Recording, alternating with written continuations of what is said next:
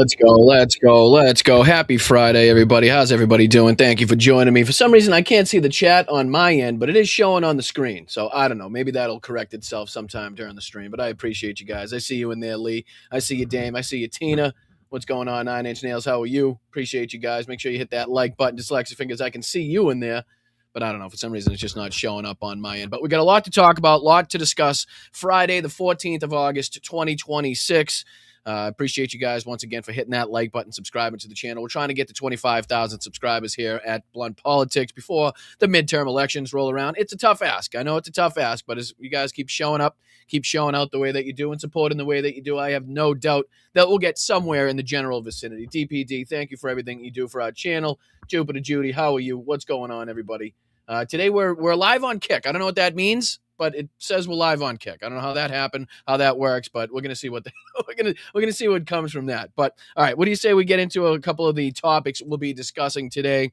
We got some newer recent events that we'll be discussing, and some things that happened obviously during the week. We have to talk about KKK Caroline and her kind of resignation, as it were. We have something I do. Oh yeah, Caroline, she's the reason for the word bitch.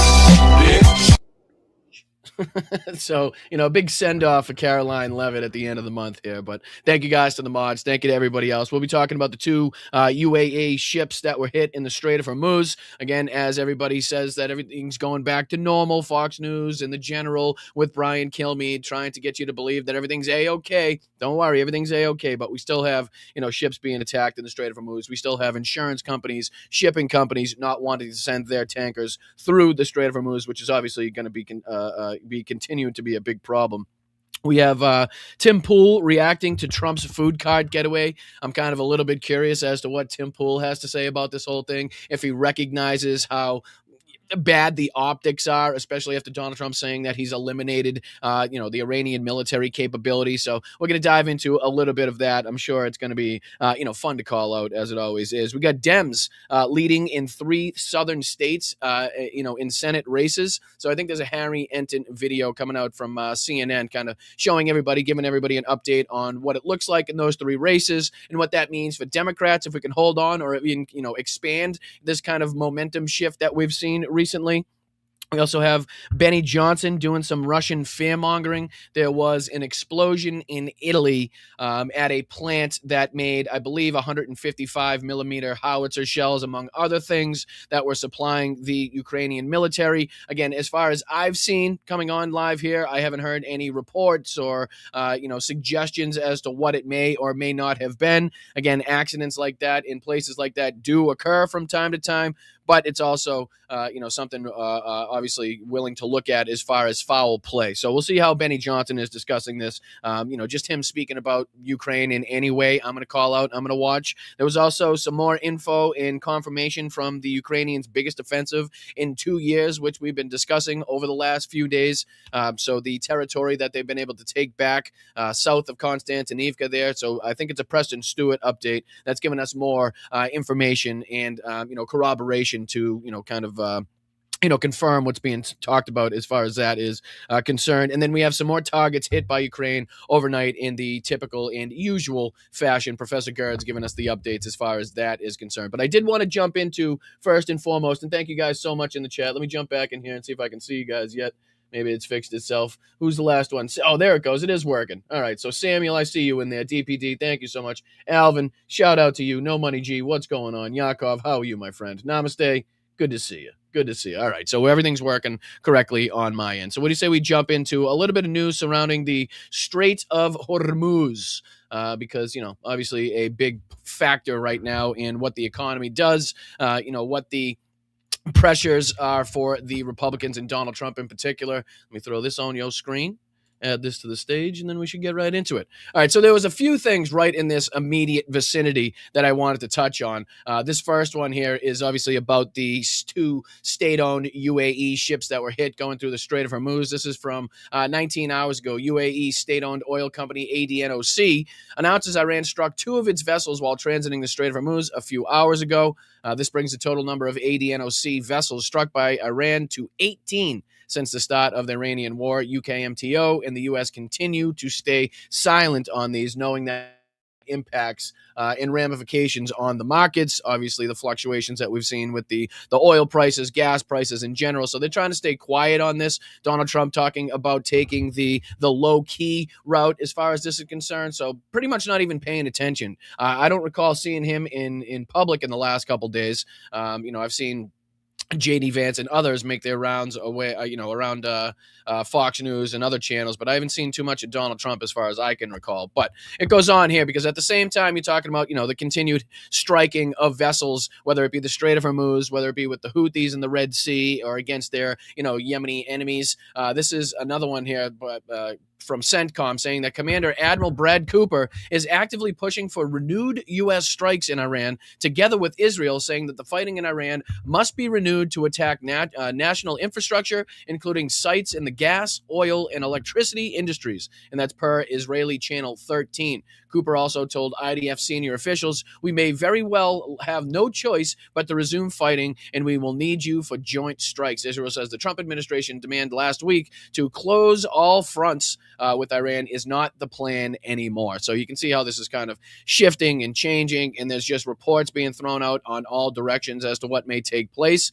This was another one here talking about the losses, coming from this war. The U.S. military has lost more than 25% of its worldwide MQ-9 Reaper drone fleet in the Iran war.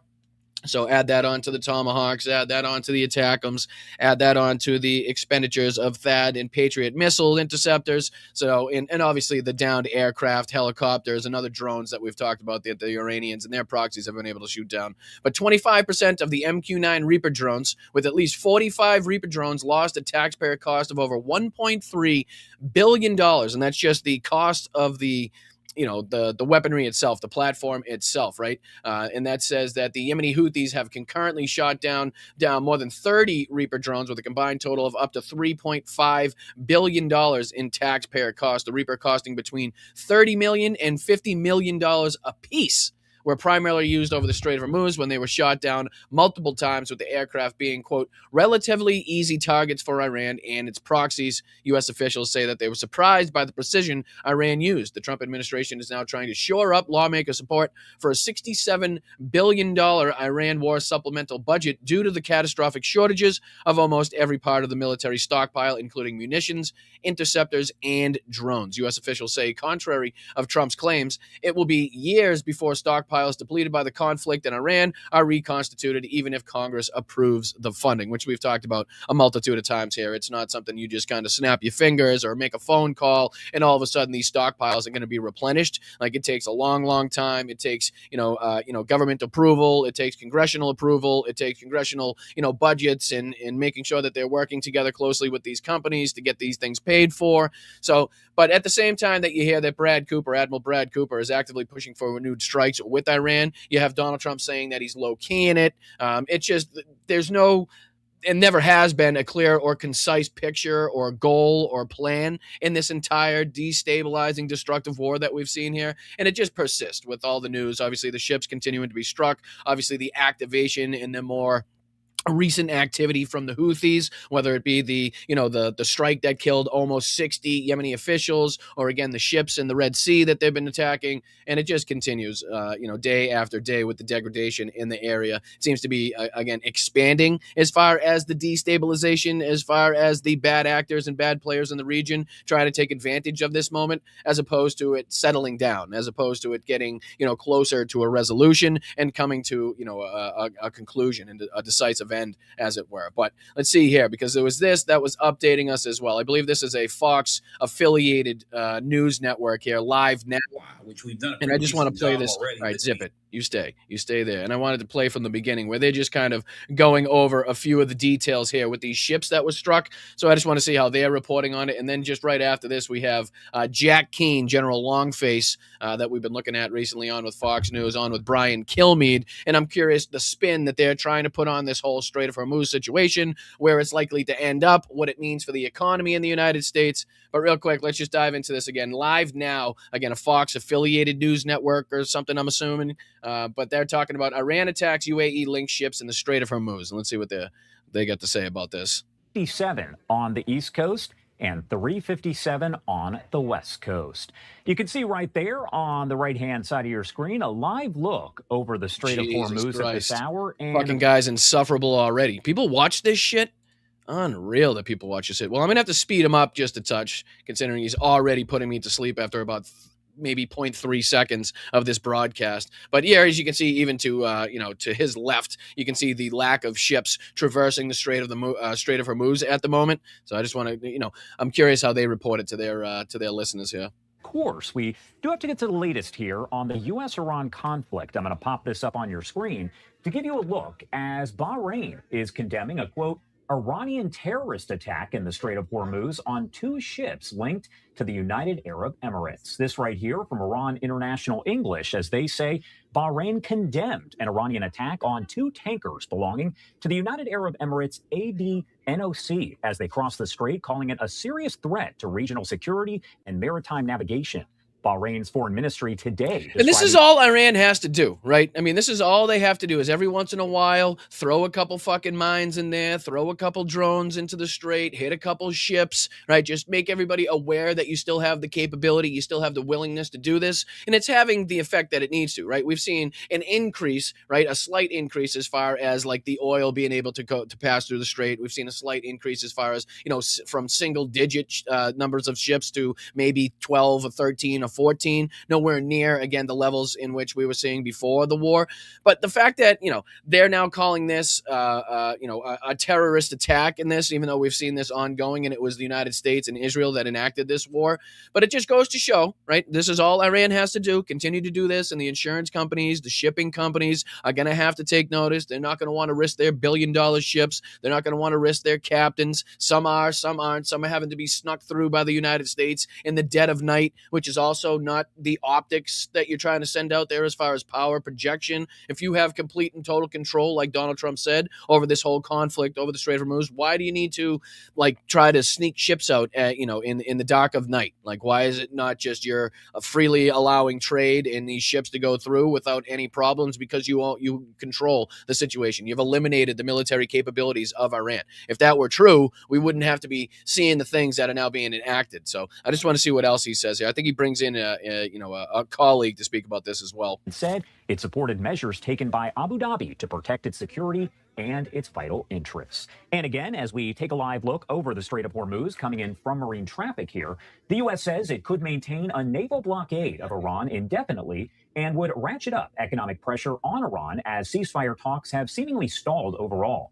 U.S. Treasury Secretary Scott Bessent now saying the U.S. is preparing to impose measures on Iran that are, quote, unprecedented in the history of a country's economic isolation. So, again, so much to discuss here. So I do want to bring in Don Brown, former Pentagon official, Navy JAG officer, and U.S. federal prosecutor. Just curious what this guy says. Thank you so much for taking the time to be here with us today.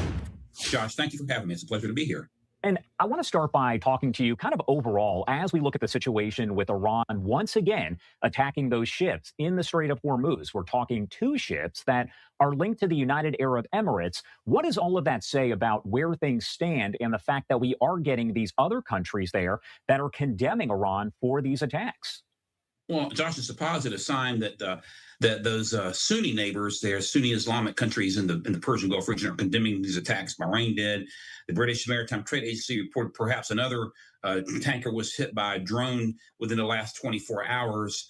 The big picture, though, is that while these attacks have taken place, we are getting some movement coming through the Strait of Hormuz in terms of oil being shipped. In fact, Chris Wright, the Secretary of Energy, reported just a couple of days ago that. And this is what these people have to do. They have to make it seem like there's more happening. They have to seem like make it seem like there's more ships going through the Strait of Hormuz, more oil coming through. Like we've talked about this. We've talked about that. It's at single digits. If I think the last number we saw was as high as maybe 14 or so ships. Like it's nowhere near the levels beforehand that we were seeing, and nowhere near enough to sustain the countries that use this waterway to get their goods, their resources, their petroleum good, all of those things that they need to survive.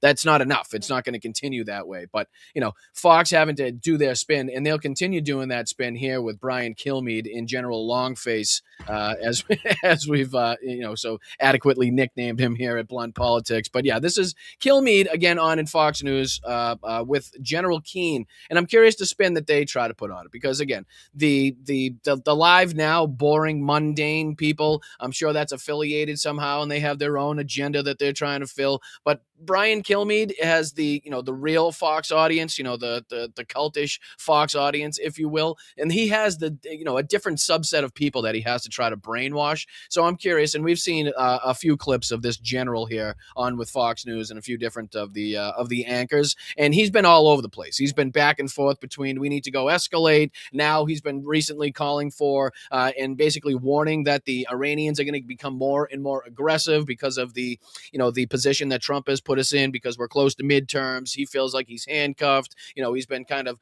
putting out these reports that he's slowly willing to back away without any resolution to the nuclear position and nuclear topic. So they're kind of feeding off that, the Iranians are, and they're kind of beating their chest, beating the war drums, as it were, and trying to make it seem like they're more confident, they're more strong in this fight than they really are. But I'm curious how they're spinning this to Fox News. So let's see here what Kilmeade and General Longface have to say. The United States' baseless claims that vessels are transiting the Strait of Hormuz normally, which demonstrate the desperation and helplessness of the country's military, are nothing but falsehoods and lies. The Strait of Hormuz remains under the full management and control of the Islamic Republic of Iran. Really? Iran claiming it has complete control over the strait? Really? This comes as Iran's foreign minister issues a warning saying, quote, the U.S. has long miscalculated due to intelligence failures. Case in point, the war in Iran. Now an even bigger miscalculation on the Strait of Hormuz. The tough talk comes after President Trump said the U.S. has, quote, total control of the waterway and thinks we will keep it. Retired four-star General Jack Keane is here to react. He's also a senior strategic analyst. And there's clear evidence to suggest that both sides are delusional in this. Right. I mean, can we just call a spade a spade? Like, there's clear evidence to suggest that both sides are delusional, which is never a good situation to be in when you have this type of war going on, and both sides seem to have a willingness to lean towards the propaganda, a willingness to basically overextend themselves and to make it seem like they're stronger than they really are. Like, it's crazy, the two sides that we now have to look at for like answers to this war. It's insane. It's insane. Let's see here what this guy has to say, though. Chairman of the Institute of Study of War. General, who's right? Well, both of them have something to say about this, in my judgment, okay? So let's unpack it a little bit so our audience can understand. Obviously, we have a naval blockade in, and nothing going to an Iranian port or coming out of an Iranian port is able to take place. We've turned around 55 ships, we've disabled 3, and we've boarded 2. So that is control. There's no doubt about that in terms of that specific trafficking, and that's sizable in of itself. The second thing the United States is doing, we have successfully demined more than one route in the Straits of Hormuz, and obviously that has long. It's like the one thing that he says that we do control is the one thing that Iran says that they have the ability to withstand, right? So the same thing that they were saying when we originally saw this blockade go into effect, and the same thing that the U.S. intelligence agencies were coming out and saying was like, oh, shit, we immediately recognize that they are more than willing to put up with this or to withstand these blockades and, whatever economic pressure and damages come from this blockade a lot longer than we originally anticipated. So the same thing that he's trying to, come across now and trying to get across as like the one point of control as far as this is concerned really is irrelevant, because they seem to be able to withstand that. Not only that, but they are still able to project their power, however much power they're able to project in there, but enough to shut down the strait, enough to slow down the rate of traffic going through the strait, enough to affect the broader world economy. And that's the play. That's their biggest card that they have to play. That's their nuclear weapon as far as that's concerned. And they still have the ability to do that. How long is anybody's guess? Obviously, I'm sure they're like I said, kind of lying to everybody about just their stockpiles, their capabilities to a large extent. But is it anywhere near where the U.S. says it is? No. So it's obviously somewhere in the middle, as it typically is when you deal with situations like this. It's not what the Iranians are saying. It's not what the U.S. is saying. It's somewhere in the middle, and we're kind of left here to put the pieces to the puzzle together and fend for ourselves to figure out what's actually going on. Implications itself. And then we're transiting ships along the southern route off the coast of Oman. And CENTCOM is doing that.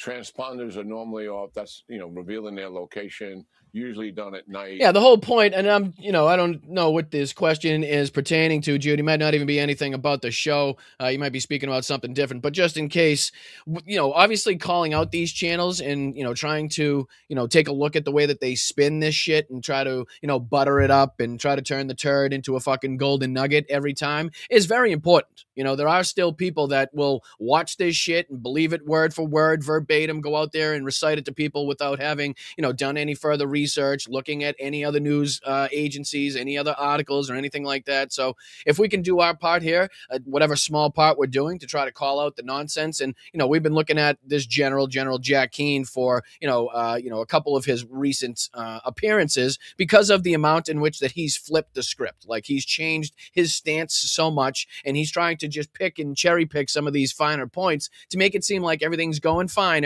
or going better than it actually is. So I think it's important of us to call this shit out. So again, my apologies if that's not what you were speaking about, and I just wanted to use that as a as a jumping off point for that for that little rant. So appreciate you, I really do. And we're also protecting them in that transit, and those transits are safely done and completed.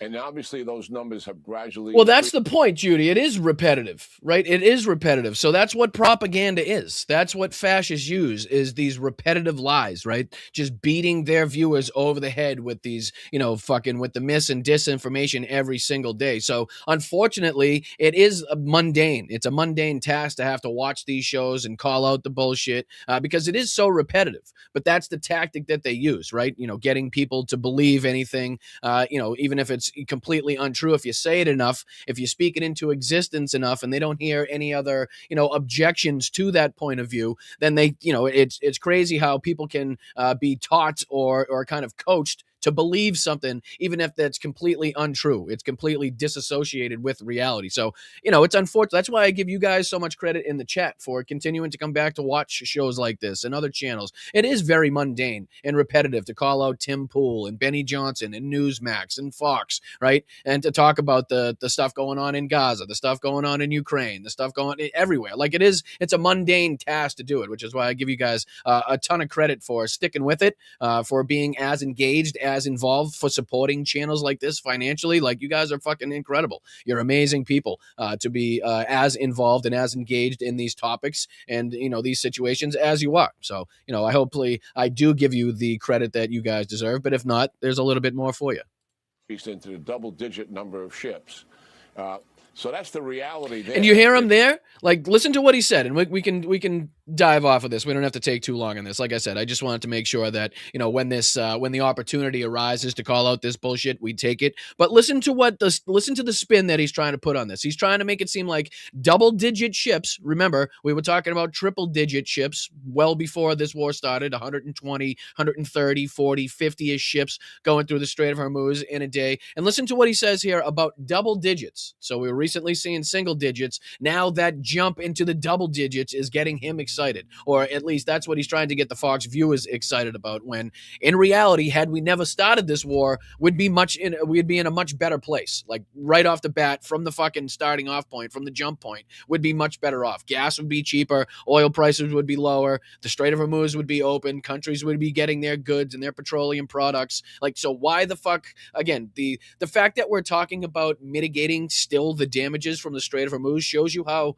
disastrous this war has gone. Because we're not talking about regime change. We're not talking about changing the ways and the policies of the Iranian regime. We're not talking about building a better life for the Iranian people. We're not talking about democratic policies and democratic ways of life or anything, ways of life like that. We're not talking about those things. We're not talking about denuclearization. As a matter of fact, recently Donald Trump has been saying he's been more than willing to walk away from this without a resolution to the nuclear problem.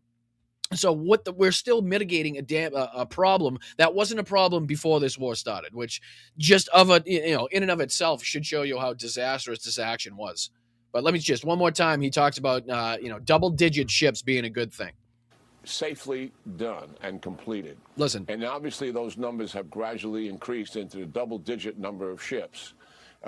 So that's the reality there in terms of what the United States is controlling. So what does... So double-digit number of ships, that's what's supposed to make everybody feel good. That's what's supposed to make everybody feel like, you know, there's a resolution on the horizon, and it's really not that bad, which is not all that different from what Greg Kelly says on Newsmax, because that's exactly kind of the sentiment that he's coming up with, which is like, it's not that bad. He literally cites the "Don't Worry, Be Happy" song in the clip that we'll watch in just a couple minutes. But all right, next up today on the idiots and jackasses that we have to call out, and I'm sorry that I have to expose you to these morons, but, you know, tis the job that we do here.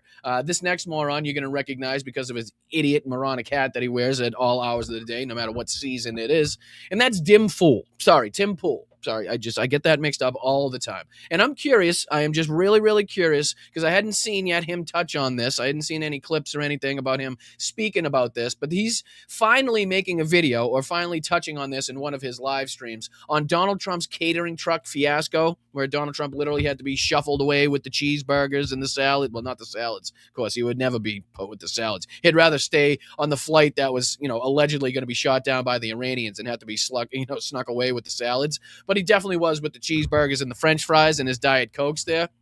But Tim Pool's, you know, talking about this, and I'm really curious what he has to say, because he's been a pretty big spin master for the MAGA cult for Donald Trump, especially when it comes to the Iran war. Somebody that proposes himself as somebody that is anti-war, against war, but really has done nothing but make excuses and give reasons for the people that watch his show to support Donald Trump and this disastrous war. So I'm curious how he's going to spin this to his audience as well. So let's just see what he's trying to do. Let's see how he's talking about this, see if there's anything we have to call out, or maybe if he calls it out in the right way and talks about the optics and how bad this is, and the fact that he says that Iran's been completely defeated militarily, and that this is, probably to everybody that's watching this, proving the exact opposite. Why would he go to these lengths? Why would he have to go to these levels in order to evade an Iranian threat if Iran can pose no threat? You know what I'm saying? Sorry, let's see if we can jump into this. Hit that like button, subscribe to the channel. We're going to call out Dim Fool for at least a couple minutes here, so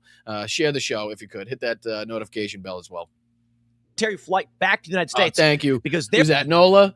Thank you, Nola. I see you in there. Sending in $5. Much appreciated. And thank you so much to Brian in the chat as well, sending in the $2 super chat. Says Slava Ukraine, had boss hat on today. Tired, guys. Well, you get your rest, brother. We need you. You get your rest. Thank you for chiming in. Thank you for, popping in for a few minutes and sending in the old $2 super chat. And then right behind you, thank you to Nola for everything that you do for this channel as well. Good show. Well, give me a chance here. Give me a chance. Watch for a little bit. Maybe you'll have a different sentiment. But all right, let's see if we can call out Dim Fool here real quick. There was concern Iran or some special actor group, who knows, would attempt to assassinate him on his way back. And The Hill is running an op-ed in the wake of the story. Somebody in the chat said, is Dim Fool still alive? It's been a while, right? Like, I looked at his channel and he hasn't been doing much. I don't know if he's taken like a little hiatus or something like that, or there's just been like so much bad news going around that he, didn't want to talk about it. But, he's been kind of skirting the edges on these, like relatively kind of obscure stories, not too heavily involved in like the breaking news or anything going on recently that most people have been talking about. So, when I saw him speak about this, I was kind of, like I said, curious as to how he was going to relay this to his audience. So, yeah, but yeah, he is still kicking, apparently. World War III is already here, and Trump must rise to the challenge. Holy what? This story's crazy. Again, Trump snuck on a catering truck and didn't fly on Air Force One. Apparently, there were journalists on board thinking they were on the plane with the president, and there was a serious concern the plane would be shot down with everybody in it. I have to wonder, to these journalists who are on this plane, I'm going to be very light in how I describe this, but, they're indignant. They're upset because the implication is they could have been killed if that plane were shot down. Now, that's crazy to shoot down Air Force One. And there were other people on that plane. But let's jump into the story and see exactly what is going on. The New York Post reporting President Trump. And again, we've gone through the details of the story. I don't need to hear Tim Pool read the story, so I'm going to dive ahead to where he kind of gives his his commentary on it instead of the actual reading of the article here. See if I can find a spot where he actually dives in. When Trump was gifted with this plane, there was concern that it is not American, not secure, and we don't know what's on it. I mean, guys. Well, again, talking about Trump's Qatari jet. So far, it seems like he's at least recognizing how bad this looks, right? I mean, I'm sure we could go back and find a lot of videos where, Tim Pool was saying it's not a big deal for Donald Trump to take this Qatari jet. It's going to be fine. It's a big gift. It's going to be fantastic. We're going to have the biggest and baddest plane. We'll have it painted in Trump colors. It's going to be amazing. And then everybody else around the scenes was like, well, this sounds absolutely asinine. First of all, it sounds like a bribe. It sounds like a fucking, it sounds like, the president of the United States enriching himself with a plane that he's definitely going to take with him if he ever makes it out of office. But we also talked about the security risk to obviously the office of the presidency, if in fact that plane were ever to be continued to be used. But anyway, not having the appropriate defense measures, obviously the necessity to go through it top to bottom to make sure there was no devices, let's just say, hidden on there by the people that it was given that handed it to Donald Trump. But, it's obviously been an issue and a problem for anybody that's, with a brain inside their heads, with a head on top of their fucking necks. But Tim Pool, I'm sure we could go back and find a bunch of videos where he's okay with this. But obviously recognizing how bad this looks and how much danger, right, apparently, allegedly, that Donald Trump was willing to put his, some members of his staff and obviously the media press corps under. How are you going to check every single compartment? With this plane, even a small device of any nature, electromagnetic, explosive, otherwise, could take out this plane. However, Qatar is a target of the Iranians, so seems like... Again, to the best of my knowledge, it was the the Legacy Air Force One in which they were talking about the Qatari jet had been sent to the UK. That whole story that Donald Trump came up with, that he wanted to show the soldiers his plane, and then he got on the C-32A and left the Legacy aircraft. It was a whole big fucking mumbo jumbled of planes and shifting around and catering trucks and lies and drawn shades and the whole 9 yards for James Blob. It was like a James Blob movie, not so much a James Bond movie, but a James Blob movie. They are fairly confident in the plane that they received. I still feel like that is a major national security risk to be flying on a foreign plane like that. Well, here's the hill. World War III is already here, and Trump must rise to the challenge. I blame Biden. Is this, obviously, but is this good for Tim? Like the guy that was standing behind Donald Trump, the guy that did so much propaganda work for Donald Trump, that, did everything he possibly could to shit on and demean and disrespect Democrats and the candidates that we were, putting forth. But now, is this what he was expecting as far as headlines that he was going to be reading? Like we've talked about this with just the general beginnings of the war with Iran, obviously how disastrous his tariff situation went, like all of the things that we talked about, and we could line up basically on a whiteboard and talk about as far as Donald Trump's second term is concerned. But is this what he said to expect? Is this what he was telling his fans to expect in Donald Trump's second term? Was, headlines saying that World War III is already here and shit? How cliche. He's not even president anymore. I don't completely blame Biden. Trump gets a lot of blame for this. Let's be real. Oh, no, he was serious? I thought he was fucking kidding. I thought he was saying Biden like that was going to be a response by Donald Trump. He was somewhat serious about that. Oh, Jesus. Holy shit. But the truth is that the escalation in Eastern Europe, as well as escalation in the Middle East, did happen under Joe Biden. Afghanistan's a great example. And he's still going with this. I thought he was absolutely trying to quote Donald Trump and mock Donald Trump for something that he would say in this situation. But to actually pull this out of his asshole is remarkable, right? Like, how long into Donald Trump's presidency does he not get to say Joe Biden's name anymore? Right? Does he not get to talk about, remember when he came in and he was talking about like how much he changed things in his first term previously to Obama's administration? Like right away, if anything good was going on, it was because of Donald Trump. It was because, it must be because he's in office now. Nothing that the Obama administration had previously already started or put into action. Like, it was day one, Donald Trump was taking credit for shit. So this long into his second term to still be blaming Biden for stuff is, again, just showing you how, like, really small the guy is, how fucking, not confident the guy is in his own, like, capabilities and the things that he's put forth, his policies, the way that he's, been presiding over this country in general. Like, that's probably the main factor that you can look at. The amount that he and everybody else in his cabinet continue to bring up Biden and Kamala Harris and Obama and blame and point fingers everywhere else. Like, you cannot take responsibility for your own actions, things that we can explicitly like point back to you, that lead back to you and your decisions, not anything that happened previously. Like, it's well beyond and worse than anything that you could point at from any other administration, like exponentially. Failures in Afghanistan allowed for insane amounts of weapon, ordnance, and military gear to just propagate all throughout the Middle East. I'm not blaming Biden for literally everything that's going on. Wait a minute. Time out. Hold on. Time out on that one, Timmy. You're gonna have to run that one back by me. So you think the war in Iran was started because of the withdrawal from Afghanistan that multiple presidents wanted to do but never had the balls to do, that everybody knew was going to be a clusterfuck but didn't want to do because it was going to be a clusterfuck, right? After 20 years plus of being in a war, after spending trillions and trillions and trillions of dollars, you think the withdrawal from Afghanistan is what made the situation in Iran, is what's making the situation in the Middle East so bad right now, and not the explicit decision by Donald Trump and Benjamin Netanyahu to start a war? I'm just, how do you put those two things together? I'm curious. How do you put your head on the pillow at night while having those thoughts rattling around in your empty dome piece? I got to know the answer to that. I think this war was intentional from Trump and his administration. However, I will tell you this. I have sources in the Beltway. Tim's got sources. I want to say this as clearly and plainly as possible. I literally have sources that work in the Beltway. Sure. For the DOD and for, Oh, big guy. Big guy now, Tim. He's a big guy. He's got sources. U.S. Army and things of this nature. What do they say? You guys have seen we've had a lot of guests from these areas. Now, no one's ever told me anything classified. I'm not saying anything crazy like that. I will just say, when I talk to some of these people. And they say what? I have pieced together. Yeah. I'm going to be very careful on how I say this. Please do. I've said it before, but I'll say it again. I want to be very clear. You haven't said anything yet. You're really stalling as far as this one is concerned. You're really putting the brakes on as far as saying whatever you wanted to say, because you haven't said anything yet. So instead of saying things multiple times, why don't you just say it once to begin with? No one's come to me and said, here's proof, here's documents.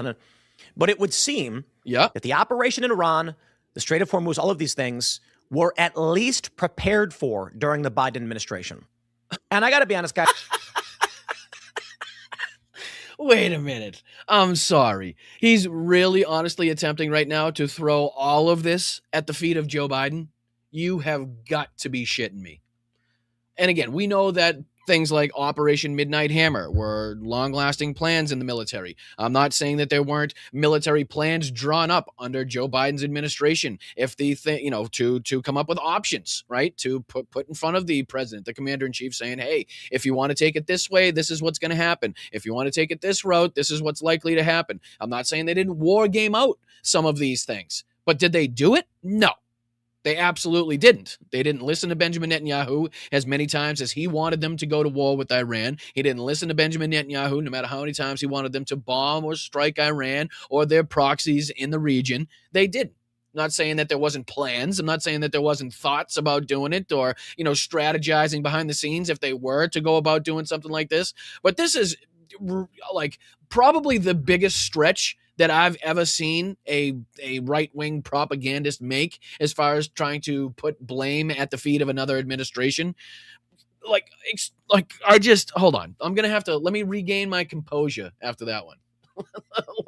let me step back here, take a breath, and regain my composure, because honestly, I'm still stuck back at when he said Biden to begin with, and I thought he was just mocking Donald Trump. I thought he was just making fun of Trump because that would be his response to this whole situation. But to actively go on now and talk about sources, nobody gave him any inside scoops or anything, but he's got sources in there, and then trying to lay this Iran war and the disaster that has followed whether it be, obviously through the economies of different countries that heavily rely upon the Strait of Hormuz, the economy of our own country that's been heavily affected by the war in Iran, by the closure of the Strait of Hormuz, obviously with gas prices, oil prices, rise in grocery prices. I mean, the problems that we were facing with pricing of everything even before this war started. So it's only been, it's only added to those problems, added to the frustrations of people, and added to the dangers that people are under right now, losing their house, losing their homes, losing their apartments, losing their jobs, losing their kids,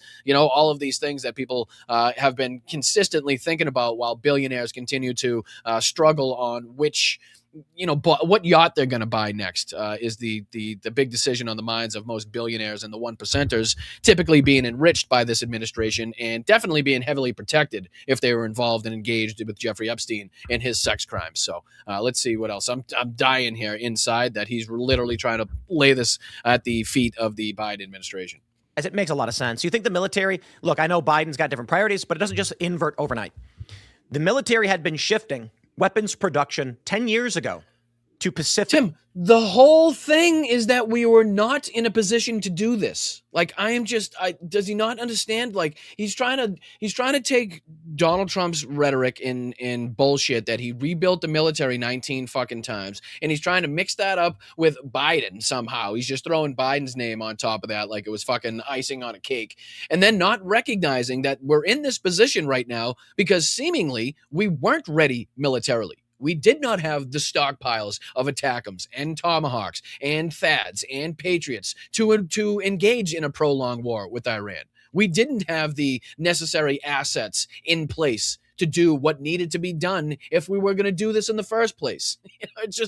That's clearly the reason that we're here. We didn't have people in the Pentagon that listen to the war gamers that have been for generations warning about what the likely response would be from Iran if they ever were attacked in this manner, which would most likely be the closure of the Strait of Hormuz, threatening ships going through the Strait of Hormuz, attacking U.S. bases in the allied regions, in the Gulf nations, like anybody that allowed the United States in that area to perpetuate the war from their area, from their territory. They were going to be under the radar. They were going to be under the gun. So to have our allies and our Gulf partners in the region drastically low on interceptors as quickly as we saw them reporting about being drastically low on interceptors, went to tell everybody, showed everybody that we didn't plan for this. We were not stocked and ready. And we didn't have the stockpiles necessary to start an engagement like this, start a war like this. And if it didn't go to plan, if it didn't go the way that Mossad and Benjamin Netanyahu said it was going to go, and it was going to be over in a day, and it would be just like Nicolas Maduro in Venezuela, then you would have to have the necessary weaponry, the necessary equipment, and the necessary personnel to be able to fight that prolonged war, whether it was 4 to 6 weeks, 4 to 6 months, 4 to 6 years, whatever. That you would have to have that in place before hitting that go button. You would have to be sure about all of those off ramps, all of these situations, and all of the possible outcomes of the action that you are engaging in to be able to mitigate the damage, to be able to respond and to defend against whatever the enemy would do in reaction. So it's a clear indication, the reason we're in this situation, that we were not ready. Right? We didn't feel that we had to be at the necessary stockpiles because we were so big, bad, and tough. We were just going to roll in there. The Iranian regime was going to roll over. There was going to be a 2, maybe 3 day operation, and we were going to be all set.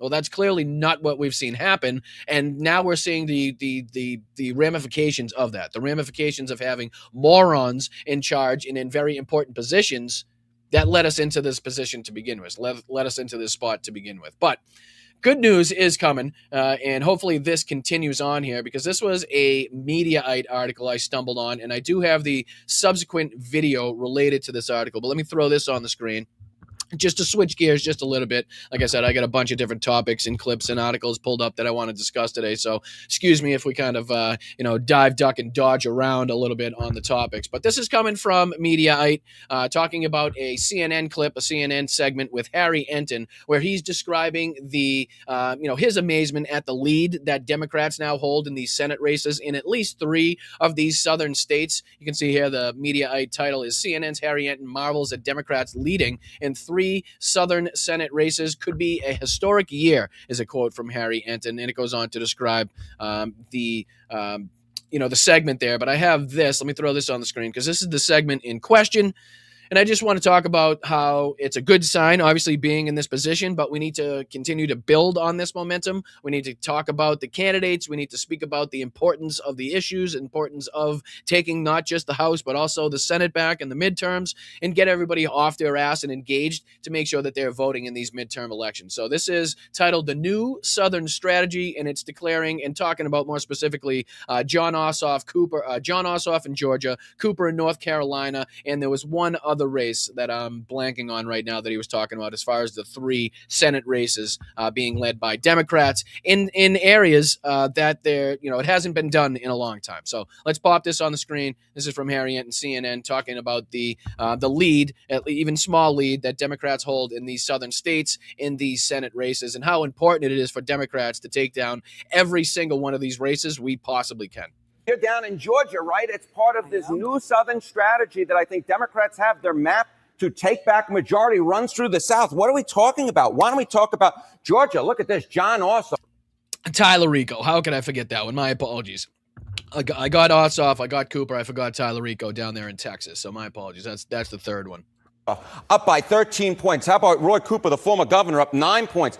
And then James Talarico holding on to that lead in the great state of Texas down there in the South, 2 points. So 3 southern states, 3 former Confederate states, and you see that Democrats are leading in them all. There has not been a Senate Democratic win in North Carolina since 2008. And in Texas, you have to go all the way back since 1988. So it could, in fact, be a historic year for Democrats in these. So 1988 in Texas, and what did he say? 2008 in North Carolina as far as Democratic Senate wins. So again, these are clear indicators. These are clear red flags if you're a Republican, a clear red flag if you're in the Trump administration. Donald Trump doesn't give a shit so much, but if you're in the administration and you care about the future of the Republican Party or the future of your political career, then you're definitely looking at these numbers and recognizing that the momentum is not heading your direction. And that's why we've seen so much of the illegal, backdoor, shady shit. Donald Trump trying to change laws, the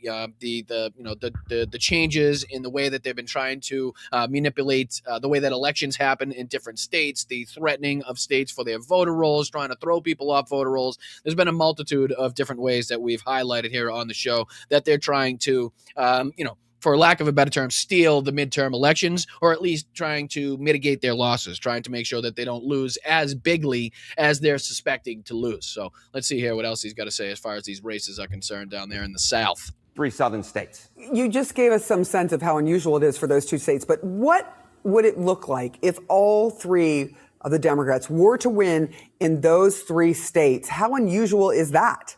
Yeah, how unusual it is. They're ahead in these 3. They're also heavily favored in the great state of Virginia. So in the 2000s midterm Senate races, we're looking at something historic potentially here, Sarah Seidman. They're up right now in 4 states. The most Dem wins in a year in the former Confederacy in a midterm in the 2000s this century is only 2. They could potentially win double the amount of races than they have in any midterm cycle this entire century in the southern United States when you add together Georgia, North Carolina, Texas, and the great Commonwealth of Virginia.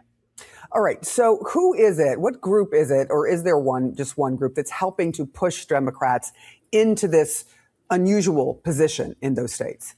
Yeah, what it is it's white college voters. We have seen that group move from the Republican. Again, remember the shift that I've been talking about, how it's now become less politically advantageous or less popular in in society to say that you voted for Donald Trump, to wear a MAGA hat. Not saying in all places. I'm sure, like we've talked about consistently, the what's a good indicator is the Trump signs, right? You've heard a lot of people come on and you'll see clips from CNN and other news outlets of people living in rural areas, southern areas, that have talked about the Trump signs that have gone away. Like, you used to see them all the time, used to see them everywhere, all over the place, but now you don't see them as much. Now they're few and far between. Like, this is what I'm talking about, even as we keep bringing up the, remember the colleges and the fucking, what do you call them? frat houses and shit that were all doing the Trump dance, and they're all dressing up like Trump in his suit with the red tie and the red hat. Like, it's kind of shifted again. Like, you're seeing that shift in, what he called, white college voters there, white educated voters, basically shifting away from MAGA, shifting away from Donald Trump. And that's kind of what's throwing these numbers off a little bit here. Not throwing them off, but that's what's leading to these numbers that you're looking at. Column shifting towards the Democratic column. And just look at these numbers here. Margin among white college voters. In 2016, when Trump won his first term, look at this. In the presidential race, it was 19 points in North Carolina. Look at where the polling is now. I mean, look at that shift. And again, we don't put too much stock really in these polls. Basically what we try to show is the consistency, the bad polling that has been really consistent for the Democrats and Donald Trump in particular since he took over for his second term. But this is pretty overwhelming, right? This is in 2016 in North Carolina with white college voters, right? In particular, this is again when you're seeing the double jerk off dances from the frat houses and all the TikToks, and it was fun and cool to go out there and say that you supported Trump and it was cool to be edgy and all that bullshit. Not saying that you're not still seeing that, right? So don't get it twisted. There's obviously a multitude of individuals and people and groups out there that you can look for or look towards that you'll get that action and continue to see that action again until the Trump fucking cult burns and goes down with the Titanic. But still, these changes are dramatic. So North Carolina in 2016, again, among white college voters was plus 19 for Donald Trump or Republicans right there. Now in 2026, it's plus 13 for Democrats. So an unbelievable shift in that one right there. Texas, plus 31 for the GOP. In Texas now, it's just plus 1 for the GOP. So a 30-point shift. In Georgia, plus 41 in 2016 for the presidential, for the GOP, right? Georgia now, 2026 for the Senate poll, plus 13. So obviously a dramatic shift in these three states as far as just where the white college voters are leaning, where the shift is going. And you can see how they've kind of been, going back and forth almost like a tennis ball, as it were, and what's cool, what's not cool, what's acceptable, what's not acceptable. So you can see here kind of the beginnings, the origins, the oranges, if you were Donald Trump, of the shift here. Have Roy Cooper up by 13 points. That's a 30-point shift. How about in Texas? Trump won it by 31. Remember, he's not going to have Caroline. Oh, hold on. Every time we say her name, we got to play this. He's not going to have Caroline Levitt,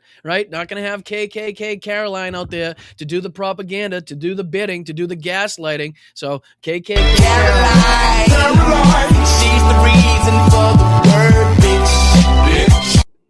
Sorry, had to do it. Now it's just a 1-point lead. In Georgia, it was 41 points. Now, what are we talking about? We're seeing that John Ossoff's only down by 13. We're talking about a 31-point shift on average among white college voters. They are driving this. And when you put it all together, Sarah Sider, and we look at the entire map, and we look at the casualty prediction market, look at this. Chance to win the United States Senate in 2026. The odds are moving in the Democrats' direction. Republicans were a 56% chance a month ago. Now it's basically dead even, 51% chance to 49. And again, this is just more confirmation that we have to lock the fuck in, okay? That we have to continue pushing, continue fighting for the things that obviously are very popular to the American people, that are obviously creating the changes, not just the policies, but obviously the politicians in general that have been able to gain traction.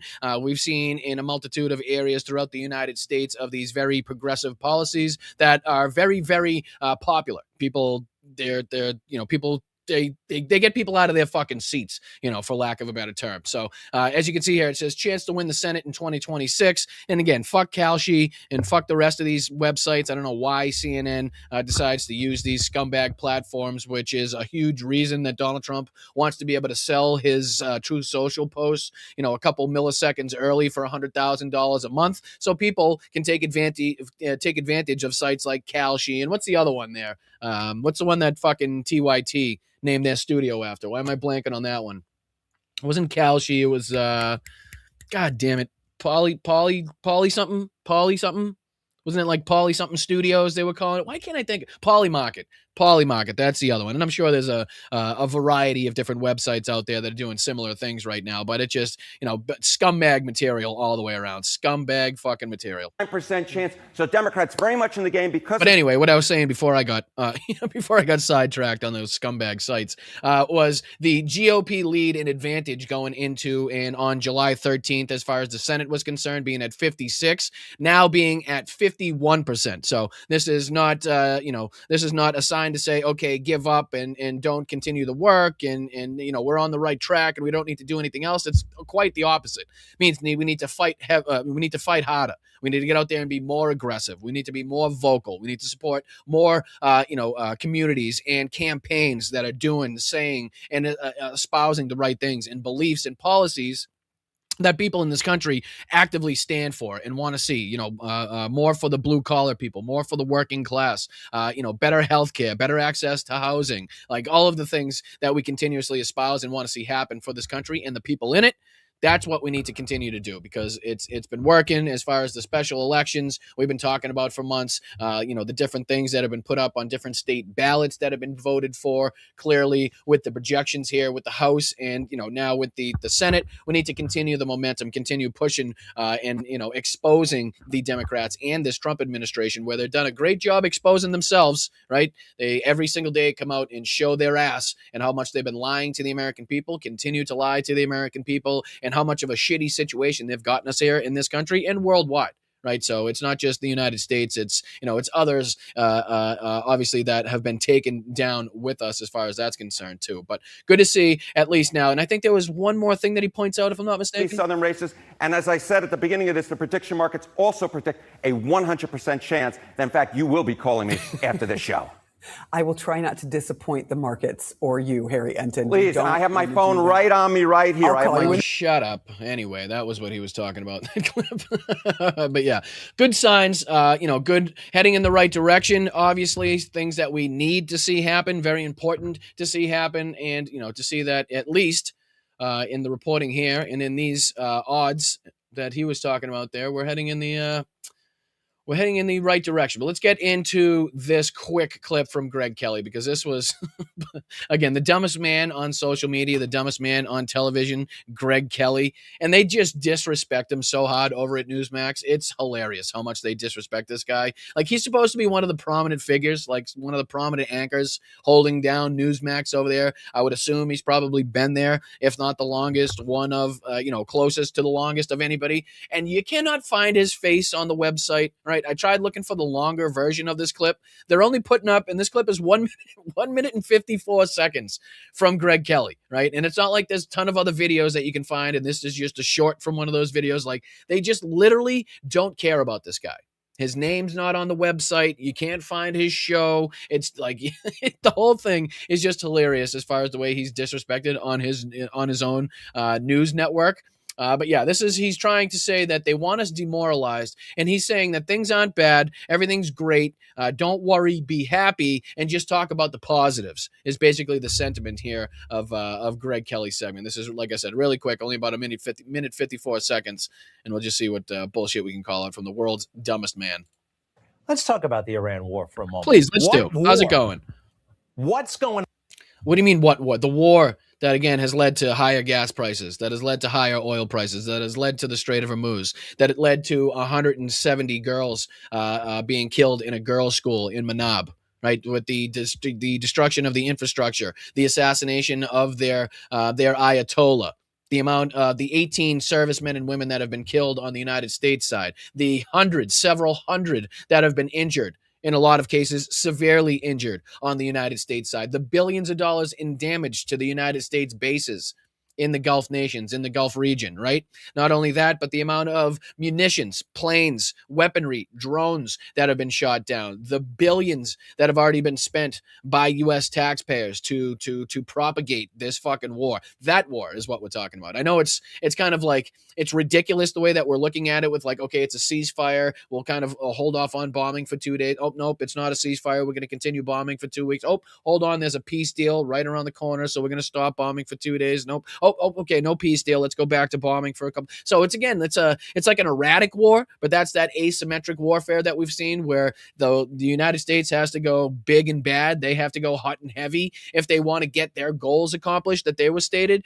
But the Iranians don't have to fight eye for eye with the United States military. And we've talked about this a bunch of times with this asymmetric warfare. They just have to be able to show, again, the ability and willingness to threaten shipping going through these straits, whether it's the Bab el-Mandeb with the Houthis or the Strait of Hormuz with the IRGC. That's all they have to do.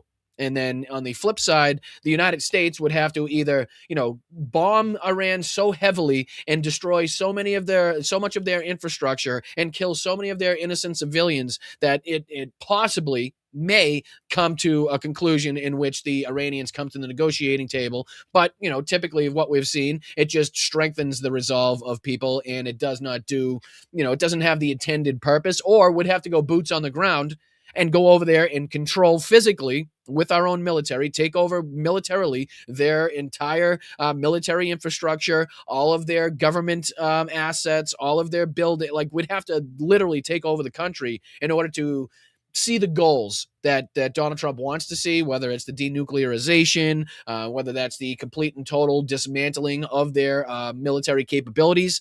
That's what that would entail. So it's asymmetric as far as what Iran has to do to continue their pressure put upon the world economy, and it's completely different from what the United States would have to do in order to, again, come out of this victorious, or at least achieving any of their goals that were originally stated. On right now, we're not really bombing all that hard. We have denuclearized. We're not bombing all that hard. Like, at what point do you think that you could be a news anchor and say that on your nightly broadcast? We're not bombing all that hard. Like, is that the facts on the ground? Is that exactly what you should be talking about as far as the stories or the information that people watching your broadcast should know about? We're not, we're killing people, and, we're taking out ships and shit. And, obviously we're paying an exorbitant price as far as gas and oil, and wait till this extends into the winter months and people are really dependent on oil to heat their homes. And then it's $400 or $500, dollars a gallon per 100 gallons. Like, that's really going to be a problem. Right now, it's kind of like an inconvenience, for some, and then others, it's a dramatic problem because of finances. But wait until, we extend this into the winter months, and a lot of people are now paying these exorbitant prices, whatever they may be at that time, to literally, to be in a life or death situation. Because if you can't heat your home and it's -3, right, and your pipes freeze and they burst and you ruin your home, like, it's a costly venture. It's a very costly venture, even if you don't consider the danger to your own health, the danger to your own life. Spending nights, weeks, months in a home that has no heat because you can't afford it, because the oil, the boiler broke because it ran, whatever the case may be. But it's just not a good situation. So, them. That's what it was about. The Strait of Hormuz, I now believe they are lying to us about what's happening there. And the city of London. So is that the United States that's lying to us about what's happening there? You didn't specify. I mean, you got to clarify, because both sides have a willingness to lie. Both sides have the ability to utilize propaganda to make it seem like that they're doing better. So you're going to have to specify when you talk about lies, because it's not really clear if you mean the United States or the Iranian side as far as that's concerned. Lloyd's of London, the great big insurance companies they're globalists, and they're trying to screw America over by playing with the insurance policies of these ships. That's what it is. That's what it is. It's not the actual physical danger posed to the ships, right? It's not the actual physical danger posed to the captains and the crew of these ships and vessels. It's not any of that. It's the globalists, right? It's the conglomerates behind the scenes that are trying to screw over the United States by making it seem like the insurances are too high, or the dangers are too high, I should say, and that the insurances are going to be so astronomical that these companies, in fact, don't want to utilize that and are taking different routes or different ways and to get their goods to the ultimate destination. So it's crazy that they would allow him to come on and say this shit. But, the fact that he's just basically blaming people sitting in London for what Donald Trump is responsible for, and again, the impacts that everybody knew were going to come if Donald Trump enacted this war, is wild. It's mind-blowing. So it's not really a danger, that the Iranians could hit you with a mine. They could hit you with a drone. They could hit you with a missile. We continue to see day after day after day different ships being hit and people being killed. That's all make-believe. That's not reality. That's, obviously that's like some Hollywood set somewhere. If you're listening to Greg Kelly, that's not actually what's taking place. And of course, it's these globalists. And what I think he really means is Jews, if he really wants to say it. I mean, if we're really getting down to brass tacks and reading between the lines of what Greg Kelly's saying here, he's talking about the Jews in London. that are basically driving up these costs for insurance to travel, to make these ships and companies take their vessels through the Strait of Hormuz. So, to kind of, filter out a little bit of what, the bullshit and the dog whistles from Greg Kelly. That's exactly what he means. So that's what they mean by globalists about 99.9% of the time when they use the word. We're in a much better place, much better than we're being told. And again, real quick, 2021, basically, the year before the midterm elections, and 2022, we lost that. Do you recognize this anywhere? Do you see how this fits in with Tim Pool's broadcast? It's funny how all of these people seem to have like the same talking points, right? Like their mental acuity only takes them one step outside the fucking front door, and this is what they run into. It's like they only think as far as Joe Biden. Like that's their immediate fucking reaction to anything. Is it's got to be how can we blame Joe Biden? How can we blame Democrats and specifically Joe Biden? Right. So what's he got to say about this? In fact, again, what he's putting on your screen. Remember, to everybody, let's make it clear here: we're ending a war on one side. And we're talking about the starting of a war on the other side. So Joe Biden getting us out of Afghanistan, right? As much as we could have discussions on and debates on, withdrawal techniques or tactics or how it could have been different or how it could have been better, willing to have those conversations any day of the week. But what conversation I'm not willing to fucking have is what's better, getting out of a war or getting into a war, right? Getting out of a disastrous, ridiculously expensive, costly war as far as lives expended on both sides war. And then, again, starting a senseless, destabilizing, futile fucking war that's been responsible for the lives of several men and women here in the armed forces, and obviously the injuries of hundreds and hundreds of more. Not only that, but obviously the war crimes and the children that have been killed as a result of these United States strikes, the infrastructure that's been taken out, all of the damages, right, and the degradation of the stability in the Middle East in general now with the Houthis and, Israel and Lebanon, the strikes in Jordan. I mean, we've seen, the bases inside of these, UAE, Qatar, Saudi Arabia, all of these other places as well. Like, it hasn't been good, to put it mildly, but that's not a conversation I'm willing to have. This is not something that we're going to compare. Okay, getting us out of a disastrous war that he didn't start, right? Let's make that fucking clear. That Joe Biden didn't start the Afghanistan war, but he did make the decision to pull our troops out so we stopped spending trillions and trillions and trillions of dollars and wasting the lives of the men and women that were over there for the futile mission that was still going on for, again, the amount of years that it was. And the Taliban took over. How about that one? Did Joe Biden take the blame for this?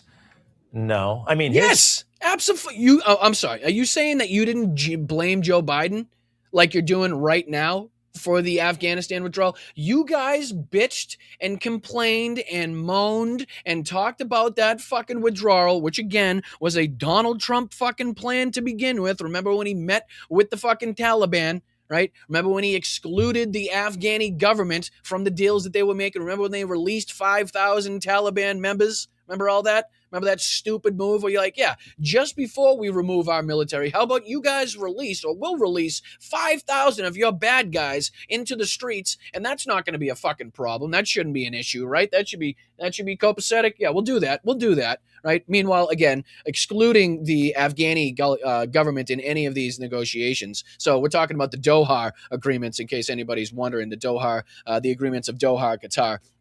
But yeah, so going back to that, and then Joe Biden, I think, inevitably had to pause or, delay that plan so they could get things enacted, so they could get things in position, in place, and then inevitably decided to pull the trigger and end that disastrous war.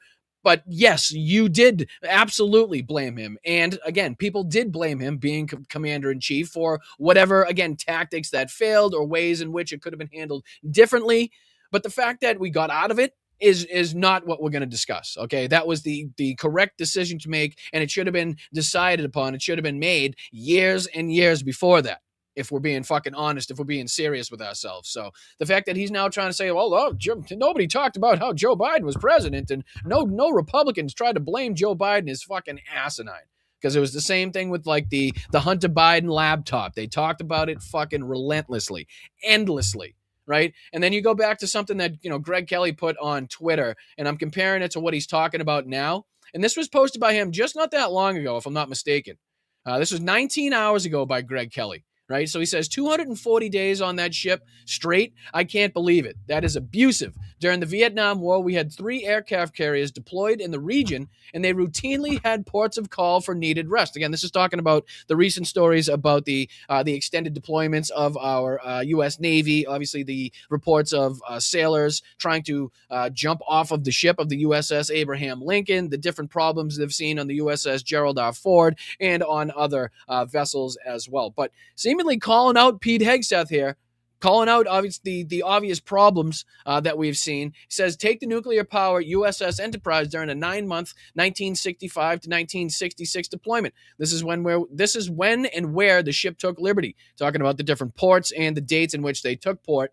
He says Hegseth does not know what he's doing. Today, amid questions about this meth, Freudian sleep, he boasted about his own ancient and politically motivated deployment. Declared for U.S. Senate while in Afghanistan, this glorious military mission could become stained by his reckless disregard for our forces. So, again, calling out Pete Hegseth and the treatment of our soldiers there and how ridiculous it is for them to be treated this way and to be given the lack of equipment, the lack of, stuff to, or the ability to take a shit, to take a shower, the ability to communicate. Clearly the problems that we've talked about, the extended length of time they've been deployed just to begin with. But what's Pete Hegseth doing? While Greg Kelly's calling him out on Twitter, what do you think Pete Hegseth is doing? Well, give it up for he's these guys. playing fucking cosplay in Panama, if I'm not mistaken. He's doing the same thing that, Kristi Noem did. And who was the other lady too that was known for dressing up? Forget who's the other one. Kristi Noem was she was the most prominent one, I think, for dressing up with like different fucking uniforms and hats and shirts and jackets and bulletproof vests. And she was like the cosplay Barbie. But, Pete Hegseth isn't far behind here because he's now cosplaying as a soldier in the jungles of Panama having a press conference for some reason. But yeah, while we are actively talking about our sailors, soldiers, and airmen allegedly trying to end their own life by jumping off a fucking aircraft carrier at war, which again would most likely be a death sentence, right? It's very unlikely that you're going to be found and scooped up. It's very, very unlikely that the aircraft carrier is going to be able to throw on the fucking brakes, put it in reverse, and risk itself and its position and its entire crew to pick up one person, right? I don't know necessarily what the rules are concerning that or surrounding that right now. But I do know that, during World War II, it was explicitly told to a lot of the convoys that were making the transatlantic, journeys that they were not allowed to stop for a vessel that was struck or, anybody in the water that had fallen over, or if there was any survivors from a torpedo attack or anything like that. They had, their goods were too important. The stuff that they were carrying in the mission was above all the most important thing. So, like I said, if they were, it's just not a situation where you're known that you're going to get picked back up. So it just shows the psychological warfare, not just being played by the enemies that we have to face, but also just by the mundane routine and the way that our soldiers are being treated and the access they have to, good food, clean drinking water, showers, toilets, like just these very, I don't know what you'd call them, like mundane daily things that lead to the general outlook of your force, like the general morale of your force as well. But, while we have those things going on and being talked about and discussed and Democrats demanding answers about how these soldiers, sailors, and airmen have been treated, especially on these specific ships that have been so, routinely highlighted for their lengthy deployments, you got this asshole cosplaying in the jungles of Panama. Pretending like, once again, he's in the military somehow and that he's like the biggest, baddest, strongest, most special ops person in the world because he's been in the military. He knows some of the lingo. He knows some of the jargon. So that's basically what he relies upon is like just the bullshit fucking, abbreviations and initials that shit has. And he just spits those out left, right, and center and talks about the warrior ethos. Like if he doesn't say warrior ethos at least 14 fucking times a day, I think his head would explode. right? Like the other day when he was wiping the cocaine from his nose and putting it in his hair for later. Like I think that was in between times where he got to say warrior ethos. Like that's how jittery he gets in between times between being able to say warrior ethos. So let's see how long he takes him here. That's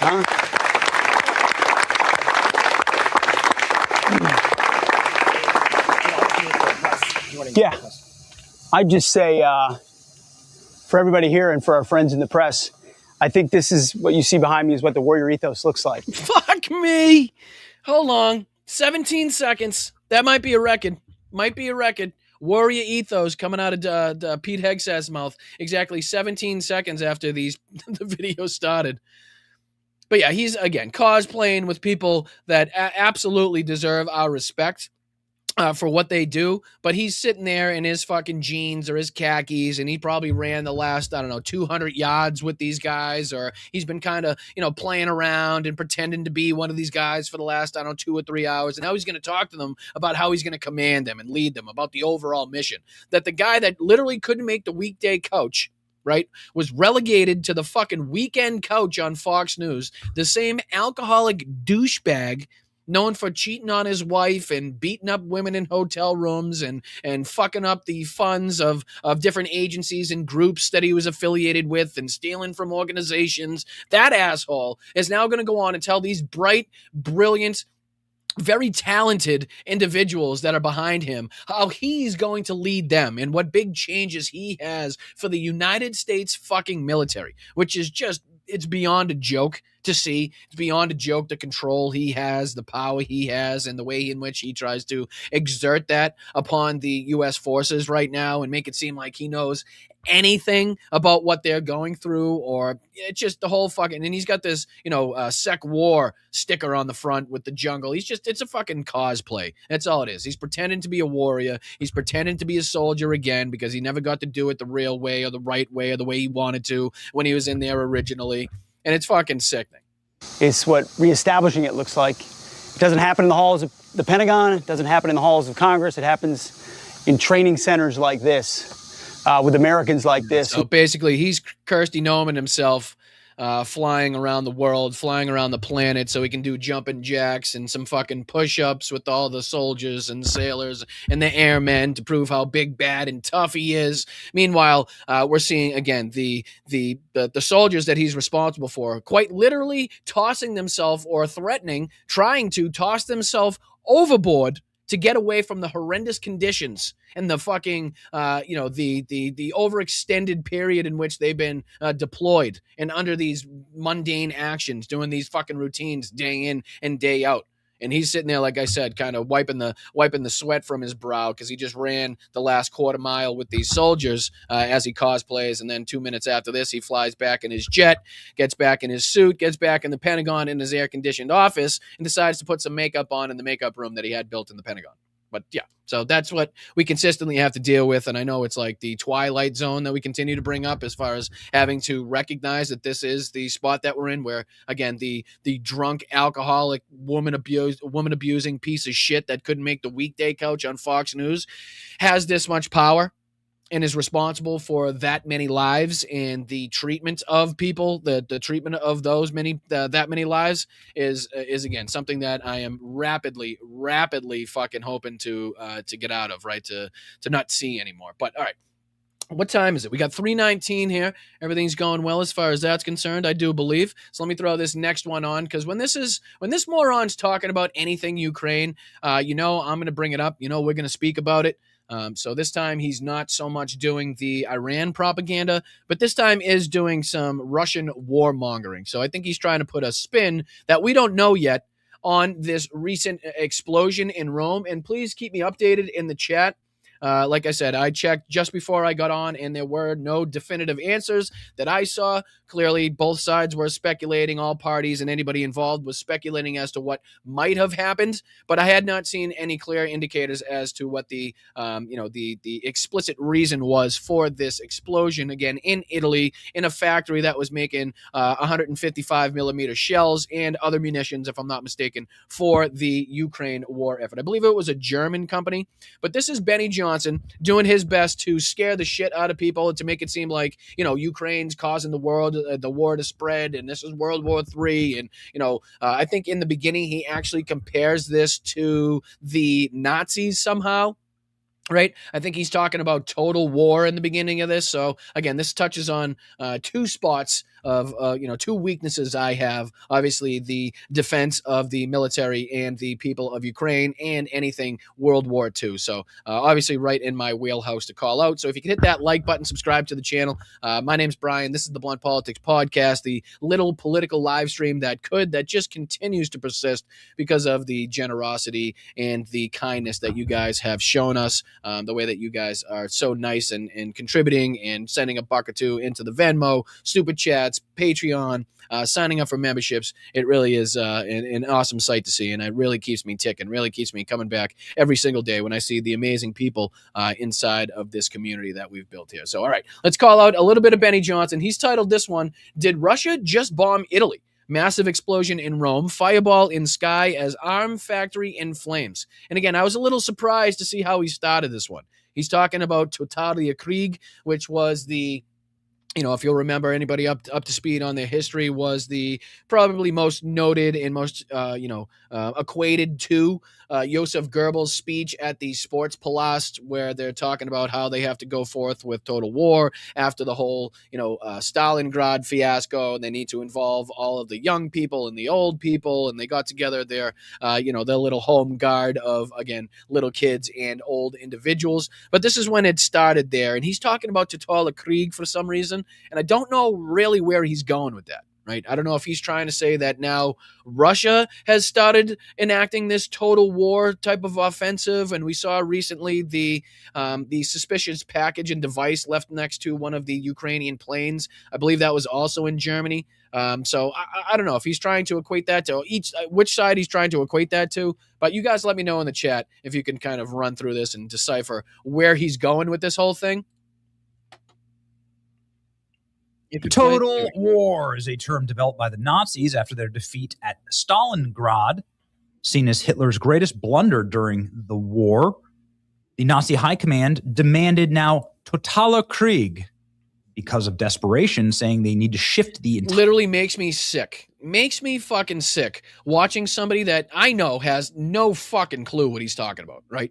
Not a word more, not an understanding, not any context more than what's literally read on his screen, what's written on his screen right now. Does he have any fucking idea about what he's talking about? Wouldn't know, wouldn't be able to pick out Joseph Goebbels or the fucking Sports Palast from his asshole. But, he's going to go on and he's trying to equate this to, again, I don't know who. He's trying to equate this to Ukraine or to Russia. Who's going all out? Who's the total war for? Because that's why I want to play this, because I'm not sure. I want you guys to let me know in the chat. Higher economy, society, and civilian life to support the military. Famously, they called for an absolute mobilization of all non-essential civilian resources to the front lines. This had little children signing up to fight and defend Berlin. It was awful. It also means, of course, that the Nazi war machine would attack civilian targets. There were no such thing. Just fucking asinine. Actually, anymore. Just shut the fuck up and stop trying to make it seem like you know what you're talking about. What he's talking about is in 1943, right? Let's go back and let's just think. When was the Blitz, right? When was the Blitz when the German Luftwaffe attacked the British civilians? When was that? That was before 1943, if I'm not mistaken. So this isn't the point in time in which the Germans or Nazis or fucking Hitler himself all of a sudden decided to start attacking civilian infrastructure. Do we understand what they were perpetrating before this, Benny? Right? Do you understand what was going on before this and the atrocities that they were committing against civilians? Like, you want to, anybody? Like, just even going through up until Stalingrad. Do you understand the atrocities that were committed? And the Nazis' rampage in Operation Barbarossa going into Russia. Like, the fact that he now thinks that this was the decisive turn, that the Nazis all of a sudden decided to go and attack civilian infrastructure and civilians is fucking crazy. That's fucking crazy. All targets were on the table. They were always on the table. They were always on a table. It's a war of annihilation. It was literally a race war of annihilation. That's how it was. That's how it was fed to the German citizens and the military. That was the intent from the beginning. was to completely wipe out an entire civilian population. So to make it seem like, oh, all of a sudden after Stalingrad, that's when they made the flip is, again, the most asinine bullshit of somebody that clearly has no clue what the fuck they're talking about, but tried to read up on this for about 13 seconds so he could what? And again, I don't even know who he's trying to pin this on. You guys let me know. Is he trying to pin this on Russia? Because the next thing he goes on and talks about is this explosion in Italy. So is he trying to make it seem like it was a Russian attack? Is he trying to make it seem like the Russians are going to total war? But their economy has been on a total war front for years now. So again, it doesn't make sense in any way, shape, or form. But God, did it piss me off and frustrate me that he's even talking about shit like this. Burn everything to the ground, do everything that they possibly could in order to strike deep inside of the heart of the enemy. That enemy, of course, was Russia at the time. And this is what Russia looks like today in the outskirts of Moscow. Much closer than Hitler ever got, actually, to Moscow. Hitler had an entire fucking military there, dickhead. He had an entire three-pronged attack. Yes, it was the middle strike, the middle campaign that inevitably got the closest to Moscow. But to compare and not taking anything away from the success from the Ukrainian air campaign and its ability to strike inside of Russia in places like St. Petersburg, in Moscow, in Volgograd. Like, not to take anything away from that, but that is certainly not sending an entire military. That's certainly not sending your men and women, boots on the ground, armored equipment, bicycles, fucking horses, the whole 9 yards, into Russia and getting within the distance that the Russians were able to get where they could allegedly see the glinting of the golden domes in Moscow. From their spearhead, from their lead position. So again, not taking anything away, but the comparison is ridiculous, right? It's a dumb comparison right off the bat. So it's so frustrating, this moron talking about this shit and trying to make comparisons where they're just not to be made. It's burning. Moscow and Russia are burning. I am happy that he's talking about how Moscow is burning, right? I am happy that he's covering, and you can see how saddened he is, right? How he's trying to put like a heavy spin on this, like, oh, remember total war in World War II? Like, that was Russia. Russia was burning, and it's burning again because World War III is here, and it's the Ukrainians' fault because Russia started this war. It's like, that's kind of the spin and the vibe that I'm getting from this so far. So he hasn't kind of made it explicit. He hasn't made it really evident which side he's talking about as far as the total war. But I would lean more towards the side that he's saying that Ukraine is going towards total war because of the acts we're now seeing in and around Moscow with the Wildberry facilities, with the oil refineries that are being struck. And it's not making Benny too happy. He's really saddened to see that the scenes are now being seen once again over the skies of these Russian cities, much like they did in World War II. But other than that, he's making comparisons where comparisons just shouldn't be made. The first time in your lifetime or mine, again, because of total war. What is this total war now? It's a war waged by Ukraine. That is, of course, setting ablaze the Wildberries warehouses. These are the warehouses that are the equivalent of a Russian. Can you imagine, right? Imagine 5 years on from seeing Russia literally line up its armored convoy to try to roll into Kyiv to take over a sovereign nation, to enact this war to begin with, to be robbing, pillaging, plundering Ukrainian villages, towns, and cities, right? To be killing innocent civilians in broad daylight, to be literally kidnapping thousands and thousands of Ukrainian children and shipping them back to Russia to ultimately change their entire identity, right? To make them fucking basically hate and despise, or at least their best attempts to make them hate and despise the country that they were born in, the family that they came from, like all of the things that we've seen Russia do in this war. And now all of a sudden being this upset and trying to put the label as far as total war on the Ukrainian side for striking back against the country that invaded them, right? Like the mental fucking mind games, the mental gymnastics, and the levels in which you have to be able to tie yourself into a fucking knot right? And just to look like an asshole. I just don't have the ability to do it, right? I'm not saying I haven't looked like an asshole on here. Like I said, I flub up lines. I misspeak. I say words wrong. I forget towns and cities and villages and stuff like that all the fucking time. And anytime I recognize it, right hand up accountability, will correct myself if I get a fact wrong, if we get a date wrong, something like that. No problem. But to willingly come out here and try to like make myself actively look like an asshole for some other person, for some other guy, even like on behalf of Donald Trump, a guy that wouldn't piss on you if you were literally in fucking flames in the middle of the street and there was no water surrounding you left on the fucking planet, wouldn't piss on you to put you out. I don't have that in me, right? So I just couldn't come in there and be like, well, hopefully everybody doesn't recognize that Russia started this war and has been perpetrating war crimes on basically a daily basis for nearly 5 years now. Hopefully nobody recognizes that. And I'm going to try to put it all on the backs of the Ukrainians because they're but now they're more capable of striking back deeper inside of Russia. Now all of a sudden we got to talk about World War III and the big bad Ukrainians and look at them targeting civilians. Even though, again, Wildberry's widely known for sending equipment, optics, parts for equipment and vests and equipment and stuff like that. What's it called? A body armor to the Russian military. Like, it's a clear indication that it's a justifiable military target. And if you didn't want to be involved in helping and providing the Russian war effort from continuing, then you should have quit your fucking job. You know what I mean? That's one way you could look at it. Amazon.com. Of course, for Amazon.com, you have to have these massive warehouses and these drone strikes that have been hitting these warehouses that are these huge targets that, of course, have flammable batteries and all sorts of flammable items inside of them. Yep. These warehouses are going up in flames Yes, all they over are. Russia. They It's been fucking totally devastating. And the footage has been crazy. It's been totally devastating. See how he's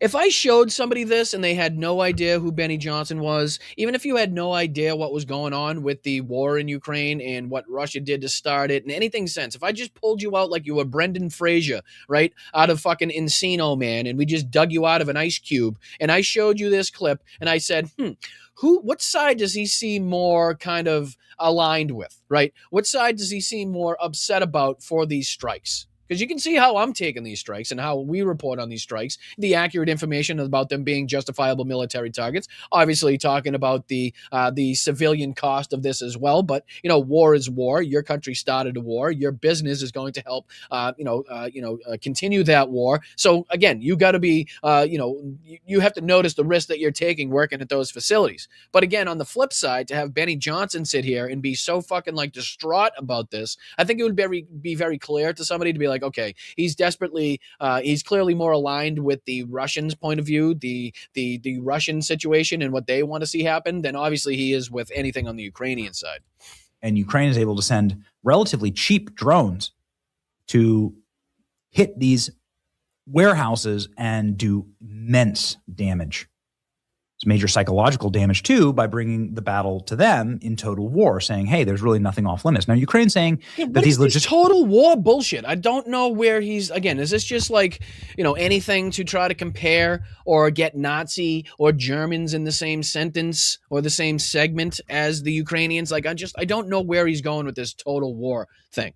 Right. I don't understand it at all. It's a country that's been attacked, and more they've been able to strike back more and more. Their technological advancements, advancements in weaponry and munitions have allowed them to strike back more consistently, more effectively, and obviously deeper inside of Russia. But they've been at total war. This has been a fucking a total war.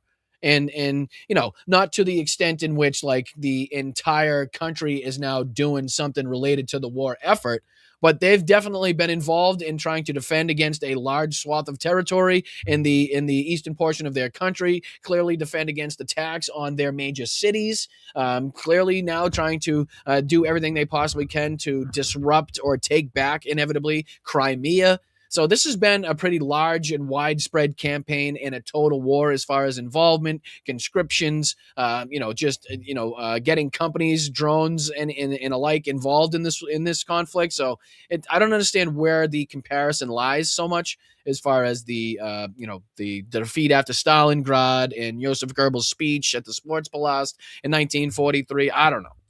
centers are being used to ship bombs and armaments and munitions into the front lines and kill Ukrainians. Therefore, it's not like bombing an orphanage. It's not like bombing a hospital.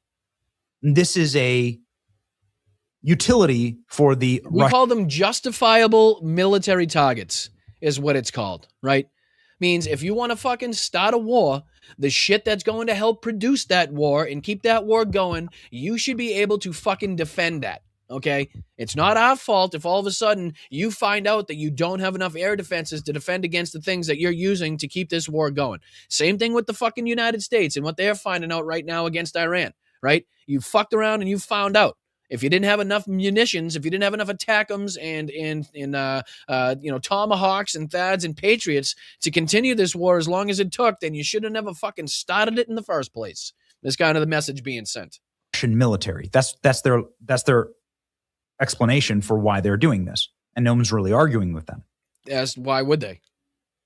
But now Russia is applying that, and this is where he leads into trying to, again, put some spin on this. And again, let me know in the chat if you guys have heard anything since we went live about an hour and 35 minutes ago. Any updates on this explosion in this factory in Italy?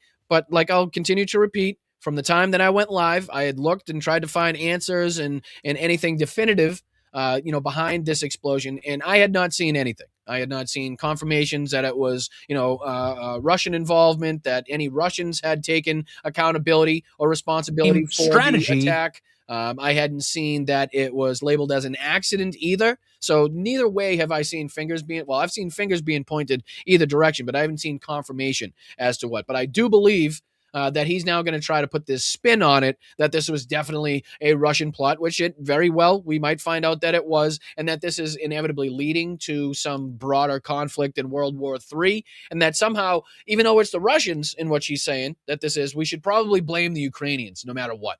And I'm sure that's how, like, the outcome that he's going to come to in this. To their bombing or I guess, ability to sabotage. Ellen has it pretty spot on as far as that's concerned. Could be human error since munition plants explode with a spark or from heat. I mean, obviously it's a dangerous environment.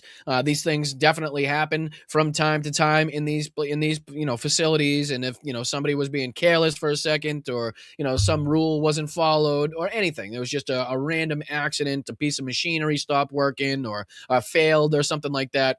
So that's obviously a possibility. There needs to be, an investigation done to see if there was any foul play, to see if there was any foreign involvement. Absolutely. But I just haven't seen confirmation. I'm not going to sit here and say, yes, it was definitively this, when I don't know that, yes, it was definitively this. So that's kind of what separates somebody who's going to wait for the facts and the evidence, and somebody who's a propagandist who's going to try to spin this for their own agenda, spin this for their own for their own political benefit. That's just not what I started this show to do. I want confirmation. I want facts. I want the realities that are taking place on the ground, and I don't want to lie or propagandize or bullshit the audience. That's just not what I'm here to do. An industry. Because Ukraine doesn't make, the vast majority of their weapons are not made in Ukraine. The vast majority of these weapons are shipped from America to Ukraine, or from their European allies to Ukraine. And so now you're beginning to see very large explosions in Europe. And again, you're not beginning to see very large explosions in Europe. We saw one large explosion in Europe, in Italy, that we don't know what the cause was. And again, right hand up, accountability from the time that I got on live an hour and 38 minutes ago. It was not reported, as far as I saw, what the reasoning was, what led to this explosion in this factory. Again, has to be taken into account just exactly what was made and produced in that facility and how dangerous that is, in general.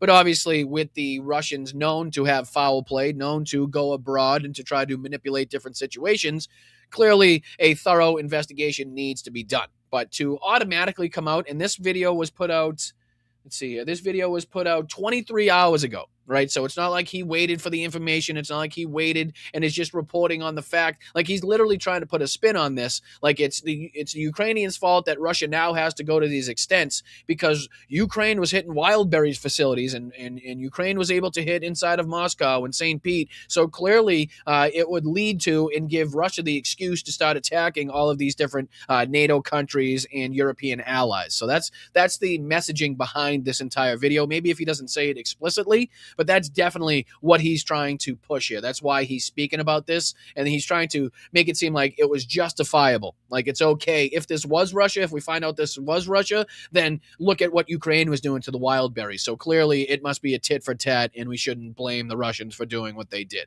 Like, that's what he's setting up here. Look at that. Where is this? What far-flung part of the war-ravaged world is this? Well, it's Rome, actually. This is in Italy. Yo. Massive explosion tears through ammunition plant in Rome, owned by a Franco-German defense giant, KNDS, major supplier of weapon systems to Ukraine. Oh, no. Let's go ahead and watch this with the sound on.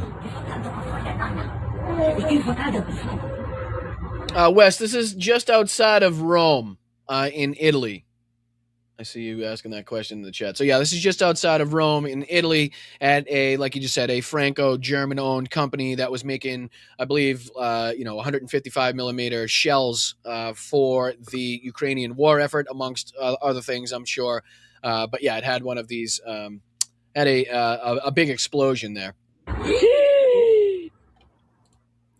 That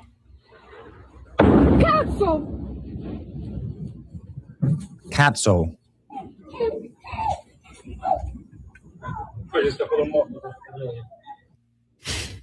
Telling you, the war is going to come to Europe. It's going to get out of control. Large explosion rips through Italian munitions factory. And again, he's already talking about this like it's a known act of war, and we don't know that.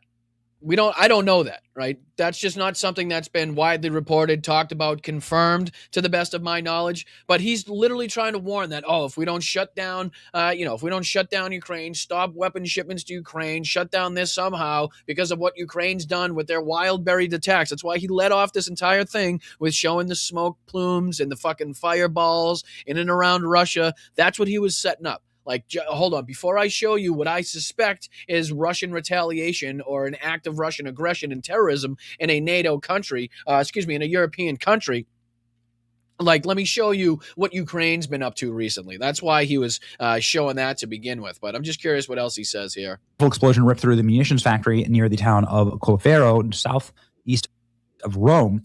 And I think he pulls up a couple other, let's see here. This one, let's put this one. Large caliber ammunition, solid rocket fuels. Here's where that plant is, right there. You can see. And you can zoom out. And this is giving absolutely no information on what happened. This is giving no information on who it might have been or an explanation to why he brought up total war or the Nazis or any of the Wildberry strikes. Like, this is just filling airtime now. This is just filling his video, talking about the geolocation of the place. And then he brings up, 47,000 tweets of people that follow him that have some dumb take on it, guaranteed. Says, and of course, right off the bat, he pulls up Raw Egg Nationalist, who says, to be quite honest, I'm surprised it's taken the Russians this long to start sabotaging European factories, providing arms and munitions for Ukraine. This is obviously not an accident, which, again, we don't know. That is just not something that we know. It's not something that I've seen anybody claim responsibility for. But Benny Johnson specifically brought this clip up, brought that tweet up to give you the impression that this war is spreading. The war is expanding. It's getting out of control, and it's because the Ukrainians have now found a way to bring this war to the Russian doorstep, right? That's, again, the purpose of this video. This is more. Drone bomb at German airport. And this is another thing that he tries to associate this with. The story that we talked about earlier about the strange package and bomb that was left next to a Ukrainian plane at a German airport that had to be remotely detonated. So he's now using that as far as giving evidence. And again, it might come out. It might actually come out, and sometime in the near future, there might be a Russian group or an affiliated group with Russia to claim responsibility for this explosion. But as of now, there is absolutely nothing to lend credibility to that whatsoever, or to confirm that, let's just say. But Benny Johnson here doing his best to not only spread this like Russian fear mongering that if this war doesn't end very soon, that it's going to spread, and not like it doesn't have the likelihood, but he's trying to use that to scare people into not supporting Ukraine, or to not supporting Ukraine's latest attempts to take out the oil facilities, or to hit them in the wallet as far as the Russians at the gas pump, or to take out the wild berries that are facilitating these arms shipments and equipment shipments to the front and to the Russian military. So again, the whole agenda is very clear to me if you've been watching Benny Johnson long enough, as we have here on Blunt Politics. His kind of the reasoning behind his videos becomes very evident, becomes very clear right off the bat. But let me see here. Yeah, we also had this because it was reported by the Kyiv Independent as well. The massive explosion rocks Italian. Oh, let me throw it on your screen. My apologies. Throw that on there. Kyiv Independent. Massive explosion rocks Italian ammunition plant that produces artillery for Ukraine. It says large-scale blast hit an ammunition factory in an Italian town of Colleferro near Rome on August 13th, local authorities and regional media reported. The factory is operated by KNDS, Ammo Italy, subsidiary of the French-German defense. KNDS produces 155 millimeter artillery shells supplied to Ukraine via European partners. But again, in nothing in this that I saw or read does it say that they had evidence to prove, or that they were pinpointing or suggesting that there was foul play. Again, like I said, maybe that's come out since, and maybe we'll find that out at a later date. But going by what's been reported, what we can confirm now, it's just nothing that that Benny Johnson video was suggesting at this moment in time just yet. You know what I mean? So I just wanted to throw that one on there. There was, we don't have enough time. Fucking hell. Let me throw this on the screen. We'll just finish off. We might have to finish off on this one, or I might get to the other one. But this is more confirmation. We probably don't have to dive into too much of this, because this is something we've been covering for the last couple of days. This incursion, this counterattack by the counteroffensive, I should say, by the Ukrainians that's been able to take back, as you can see here, 750 square kilometers down south of Konstantinivka in the Dobropelia sector. I think a little more south than that, if I'm not mistaken. But let's see if we can talk about the corroboration, right? More information coming out to prove that this was a successful and effective attack, and not just a flag planting operation by either side, that there is actually substantial forces to determine that the Ukrainians have absolutely liberated these villages and have taken back at least this amount of ground. So I just want to make sure we continue to give everybody the updates on this. We told you if we got any more information that would corroborate these kinds of reports, then we'd bring them to you, and that's exactly what we're doing here. So Slava Ukraine, Heroyam Slava. Thank you guys so much for joining me here on Blunt Politics every single day, like you guys do. Thank you for liking, sharing, subscribing, hitting that notification bell, trying to fight the algorithm that doesn't necessarily like channels like mine that are independent, that don't allow ads or anything to be shown. They're much more likely to push and promote channels that are making them money at the same time, which I refuse to do. So it's with your help and generosity and appreciation that you continue to send in a buck or two, whether that's via the Venmo, via Super Chat or Super Sticker, signing up for a YouTube membership, or at the Patreon. You can do all of those things. It's a great way to help support this channel. You can also go over to bostonbrian.com. Click on the Blunt Politics merch shop logo, and that'll take you right to our merch shop, and that has some fantastic designs on there. Some new designs on there as well, and we're continuing to run our $5 summer sale on t-shirts. So check that out, and shout out to anybody that's been receiving their Patreon gifts, the tote bags and the stickers. Good to see that people are already starting to get those, and they're going out in a timely manner. So much appreciated. All right, let's dive into this Preston Stewart video talking about how Ukraine's secrets out. Ukraine just took back 750 square kilometers. So let's take a look. So Ukraine just quietly took back over 700 square kilometers of territory that Russia had claimed over the last year, marking the largest Ukrainian offensive of the last 2 years. Here's the deal. Russia kept making the same mistake over... Since probably, what would it be, Kursk? right? You'd have to go back to the Ukrainians' offensive into Kursk, which was, highly reported on as far as the incursion into Russian territory, and obviously the propaganda loss that threw in the face of the Russians and what kind of happened subsequently from that. But I think, to the best of my knowledge, to the best of my recollection, the offensive that he would be talking about would be the Kursk offensive. So to see, the largest Ukrainian offensive since then is obviously noteworthy, newsworthy, and something that we need to continue to talk about as far as successes on the front, and the corroboration going on behind the scenes to again lend credence and credibility to these reports. And over again, so eventually Ukraine just took advantage of it. This was Russian flag planting operations where they send 1, 2, maybe 3 soldiers forward. They make it through Ukrainian lines. They raise a flag to a drone overhead to show where they are. That is then sent up the Russian chain of command as verified control of that territory. But one person with the flag that often is killed or captured shortly after the video is made certainly does not translate to full control of that terrain. That has been a known problem in Russian reporting for years at this point. And what we just saw play out over the course of the last few months, just announced publicly yesterday, is that Ukraine has been mopping up those flag planting operations, clearing out much of this gray zone and not announcing. And we've talked about this, right? We've talked about the dangers that this poses to the Russian military when they start overextending themselves as far as talking about territory that they're able to occupy. When they send ahead a 2 or 3 man group to go raise a flag for a drone, and then they say that the entire Russian military has made it to that point. Well, then they pass that information back up the chain of command. Chain of command is more than happy, more than willing to take these. What that means is these successes into account and to take, to trust what you're saying, because the more that they can report good things to their higher ups, the more benefit that they see, right? Whether it's promotion or kickbacks in the way of money, whatever it might be. So they're definitely not likely to report bad news, but more than happy to report the lies in which these Russian flag planting operations allow them to do so.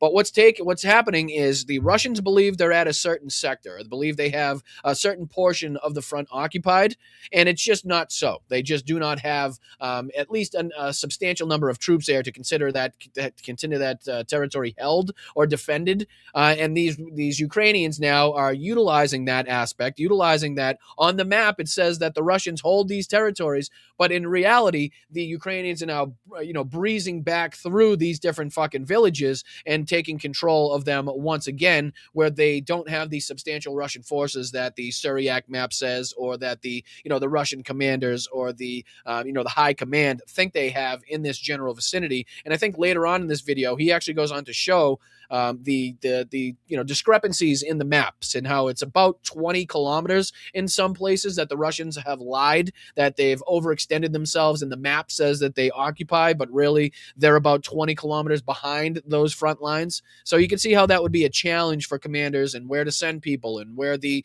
actual attack begins, and where to regroup people, where to have people kind of line up in the first place. So if you don't know where your men are, how then can you go forth and create attacks or plan attacks if you don't have the adequate picture of the situation on the ground at that time? So that's kind of the problems, the consistent problems we've been talking about in these flag planting operations on both sides, right? I'll just be clear, on both sides they've tried this manipulation and propagandizing of the situation, but it's been a huge, much more of a problem on the Russian side, and we're now seeing them pay the price as far as the Ukrainians now being able to take back this territory that the Russians thought they had, kind of firmly held. The Russian troops that were forward were put in a tough spot where they were getting routed, killed, or captured by Ukrainians every single day, but they couldn't report it up the chain of command.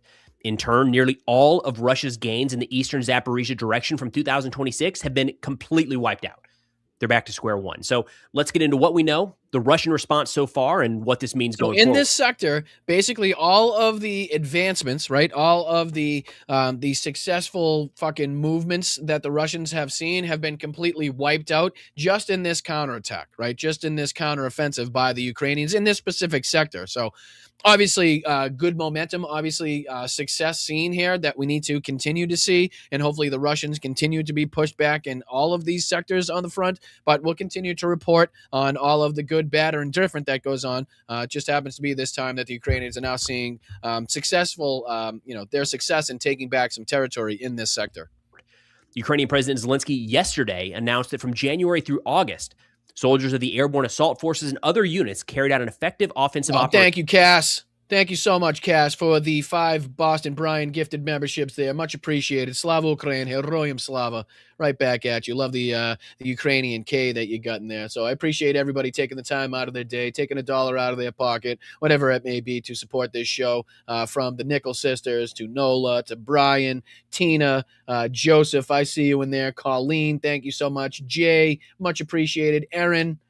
Cass, all of you guys, stick around to the end of the show because we always, at the end of every single podcast, go through everybody that sent in a super chat or a Venmo or a super sticker or anything like that to make sure that you get the appreciation and the gratitude that you guys deserve. So much appreciated, Cass. Stick around to the end and we'll put you, make sure you get the appreciation. In the Oleksandrivka sector. Russian losses amounted to at least 9,550 killed and more than 6,600 wounded. Ukraine's exchange fund, or prisoners, was also replenished. Over the course of the operation, 745 square kilometers of territory was liberated. 26 villages of the Dnipro, Donetsk, and Zaporizhia regions were returned to Ukraine. That's pretty fucking substantial. 20-something settlements, right? Whether I think he said 26 or 29 different settlements. I mean, again, anytime that we can be talking about the regaining of territory, Ukrainian territory, by the Ukrainian military, it is a fucking good thing, right? It is small bites of this apple. This is not necessarily going to be something we're going to see this like huge, ginormous push or offensive that is inevitably in one stroke going to be able to defeat the Russian military or anything like that. So we're going to continue to talk about these little bites at the apple, right? Whether it's, wild berries, for lack of a better term, bite at the apple for that one. Whether it's the oil refineries, whether it's the Russian resupply into Crimea, whether it's, the Kerch Bridge, any of these little aspects, they're all little fucking bites at the apple, pecking maneuvers, basically, that is slowly hoping to, decapitate the Russian capabilities and slowly degrade their capabilities, whether it's their ability to resupply manpower to the extent that they're losing men on the front lines or in this war in general, whether it's their ability to feed and replenish the food, fuel, and water supply of their military, whether it's just the frustrations that they're hoping to stoke up within the Russian citizenry to put pressure on the government to end this somehow. Like, all of these different things are going to be, kind of, like I said, slow bites at the apple we're going to have to continue to report on. Control. This offensive operation was carried out with precision, exactly as planned. Now let's pull up a map to give you an idea of the area we're talking about here. This is deep state map. In the southern direction, this blue territory here is all new. This is a change on the deep state map. So in this map that he's showing, Dobropilya would be somewhere probably off the map, as you can see in this northern portion. Just to give you a kind of general vicinity of where we're talking about, Zaporizhia being down in the south as Tervat. We've talked about that. We've talked about Udachny before. Pokrovsk is up here. Pokrovsk was, heavily talked about and heavily contested for a while. Mirrad as well. So just to give you the general vicinity and where we're talking about, it's kind of halfway in between, if it were, the Zaporizhia sector and the Dobropilya sector. You can see here Huliapol kind of just south of where we're talking about.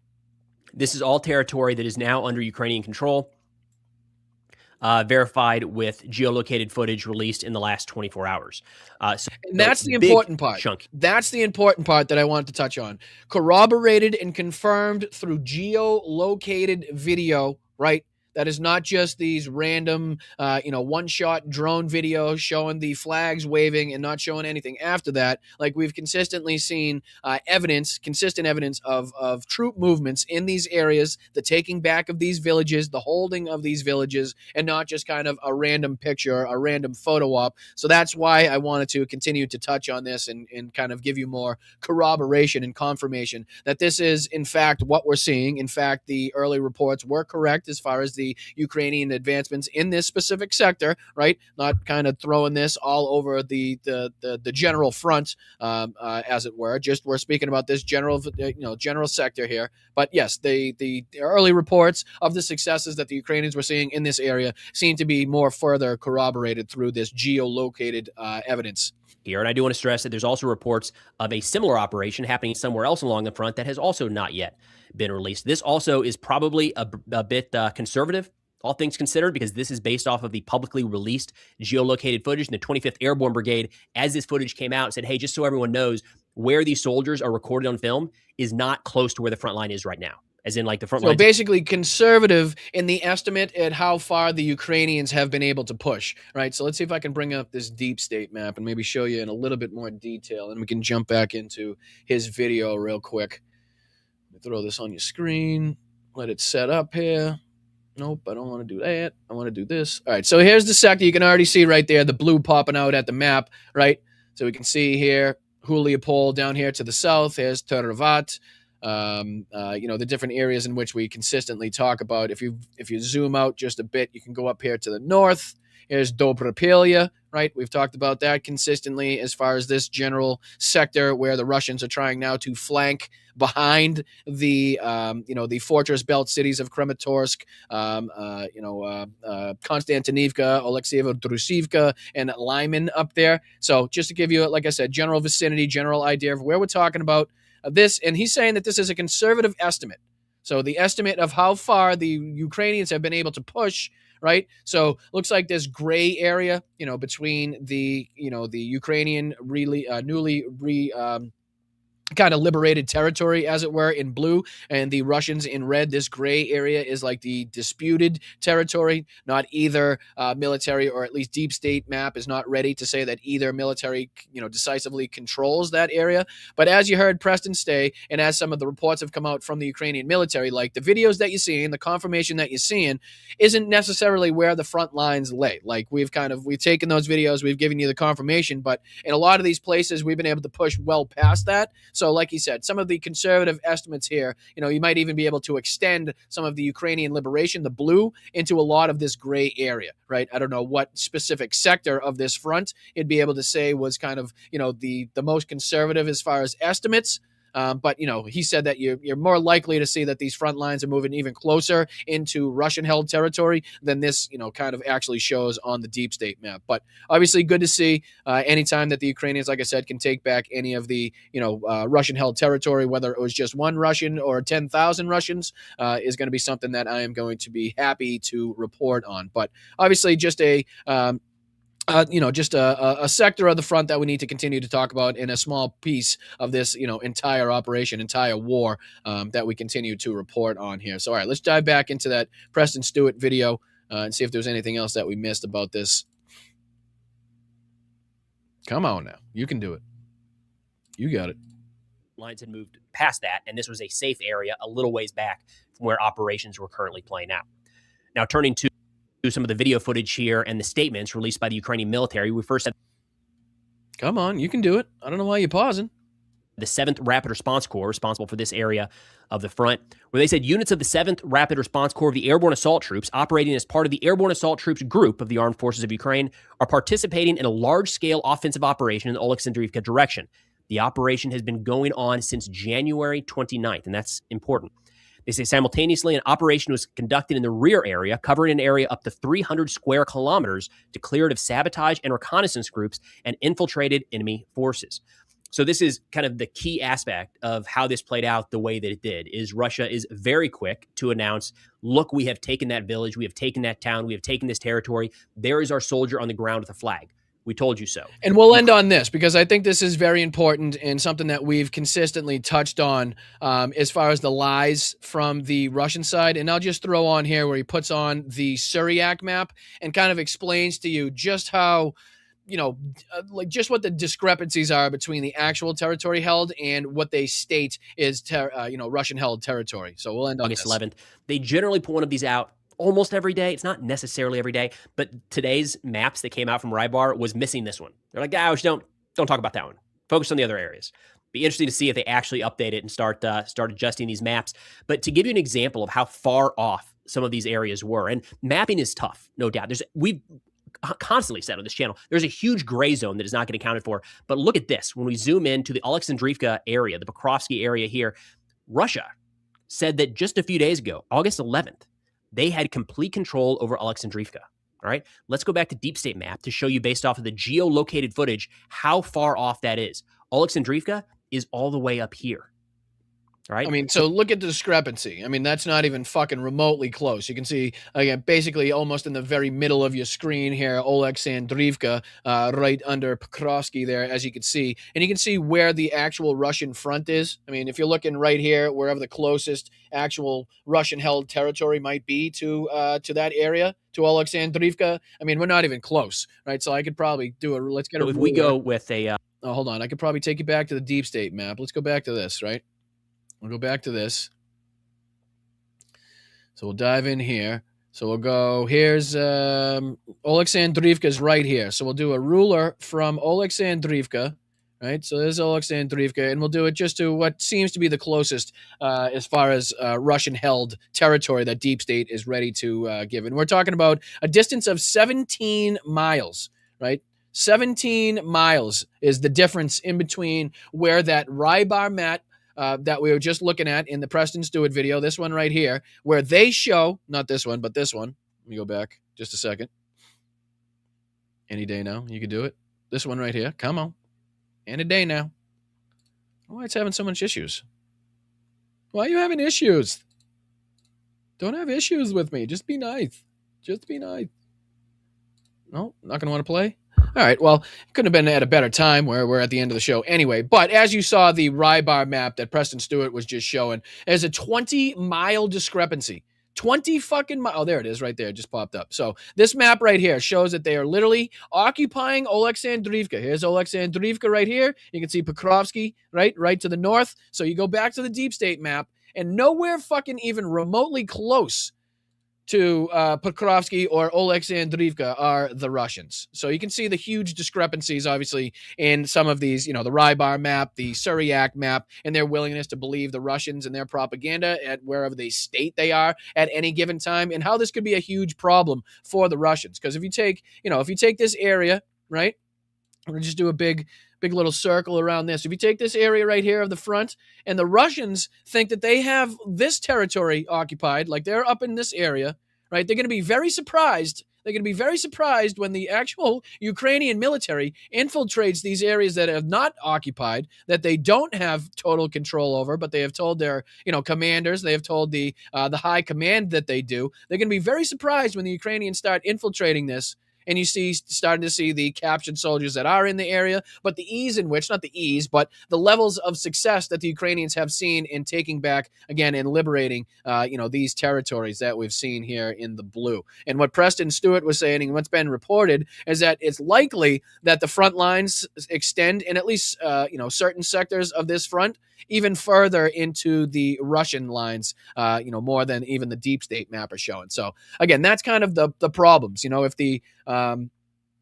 If the Russian commanders think that your starting point is Alexandrad right here, we can go back to this. If you think your starting point is here, but your troops are actually back here in Fedorivka, like that's going to be a fucking problem. Because you got, 10 kilometers, 10 miles in between those two settlements.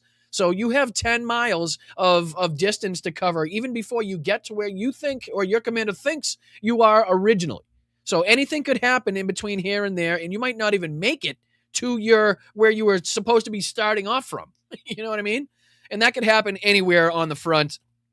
And that's something that we've seen, again, time and time again, come up and bite the Russians in the ass. And this is just one of the more recent and probably more prominent examples that we could show, basically saying the same thing, showing the same thing, and how basically they overextended themselves. They wanted people to believe they had more territory. And now where the Ukrainians were able to push back and take it, it was very evident that it was a lot of bullshit and propaganda coming from the Russian side to begin with. So, appreciate you guys for sticking with me. The only thing we didn't get to was this Professor Gerd's video about how Ukraine had another successful night. Basically, at the end of the show, we try to go over any of the successful strikes the Ukrainians had put up over the 24-hour period. And again, just to kind of quickly generalize and summarize, it says here that Ukraine continues out-droning Russia 3-1. So the amount of drones that Ukraine is able to put into Russia or occupied territories in Ukraine, again, now 3-1 to the amount of drones that Russia is able to send back. That, again, doesn't take away from the extreme dangers faced faced by the lack of interceptors and the ballistic and hypersonic missiles and the threat that they pose to, different cities, prominent cities inside of Ukraine as well. But again, to see that the Ukrainians are taking the fight to the Russians on a nightly basis, at a 3-to-1 advantage, a 3-to-1 ratio, as far as munitions being sent in either direction, is a sign that the momentum continues to go in the right way as far as that is concerned. And it doesn't look to be letting up anytime soon for the Russians. The Ukrainian technological advancements, drone advancements, missile advancements, all of those things continue in the right direction, and basically look to take as much of this fight to the Russians' doorstep as humanly possible. So thank you guys so much, as always, for supporting this show, for supporting our missions, for keeping the lights on, the microphone working, and a little food in my stomach. Unfortunately, the self-promotional aspect of this whole job gets in the way a lot of the times. I'm not too great at that. And it's kind of, coming back to bite me in the ass a few times. But thank you guys for everybody that, utilizes the Venmo or sends in a super chat or, gifts out memberships and, doesn't require me to remind everybody to do so. It's unbelievable, the support that you guys have shown. And I want to continue, like we do at the end of every single show, thanking everybody that sends in a financial contribution, hits a milestone, sends in a super sticker, anything like that. And we're going to hop over to Venmo right now, say thank you to all you beautiful individuals that were nice enough to send in a buck or two on the Venmo side. Let's go over here. Dame, much appreciated. Dame Dog in the chat said he found this in my couch. Much appreciated, brother. The couch cushion money's all we asked for. Ones that you're not going to miss. You probably didn't even know you had to begin with. But $1 or $2, in all seriousness, we don't ask for too much in this channel. $1 or $2 from anybody that has the financial capabilities to send that into a channel like this. That's all we ask for. Anything above and beyond that, if you think we're deserving of, we're not going to stand in your way. But each and every contribution is appreciated. And, I can't thank you guys enough. Thank you, Brian H. A $5 for my Boston bro, Slava Ukraine. All outbound lines in and buried footers in subfloor beams hung. First floor layer down. Kick ass today. Hope all is well. Well, it sounds like that construction project's not going to last too long. I thought you were supposed to milk it. Aren't you supposed to be milking it? Must not be a union job. Must not be.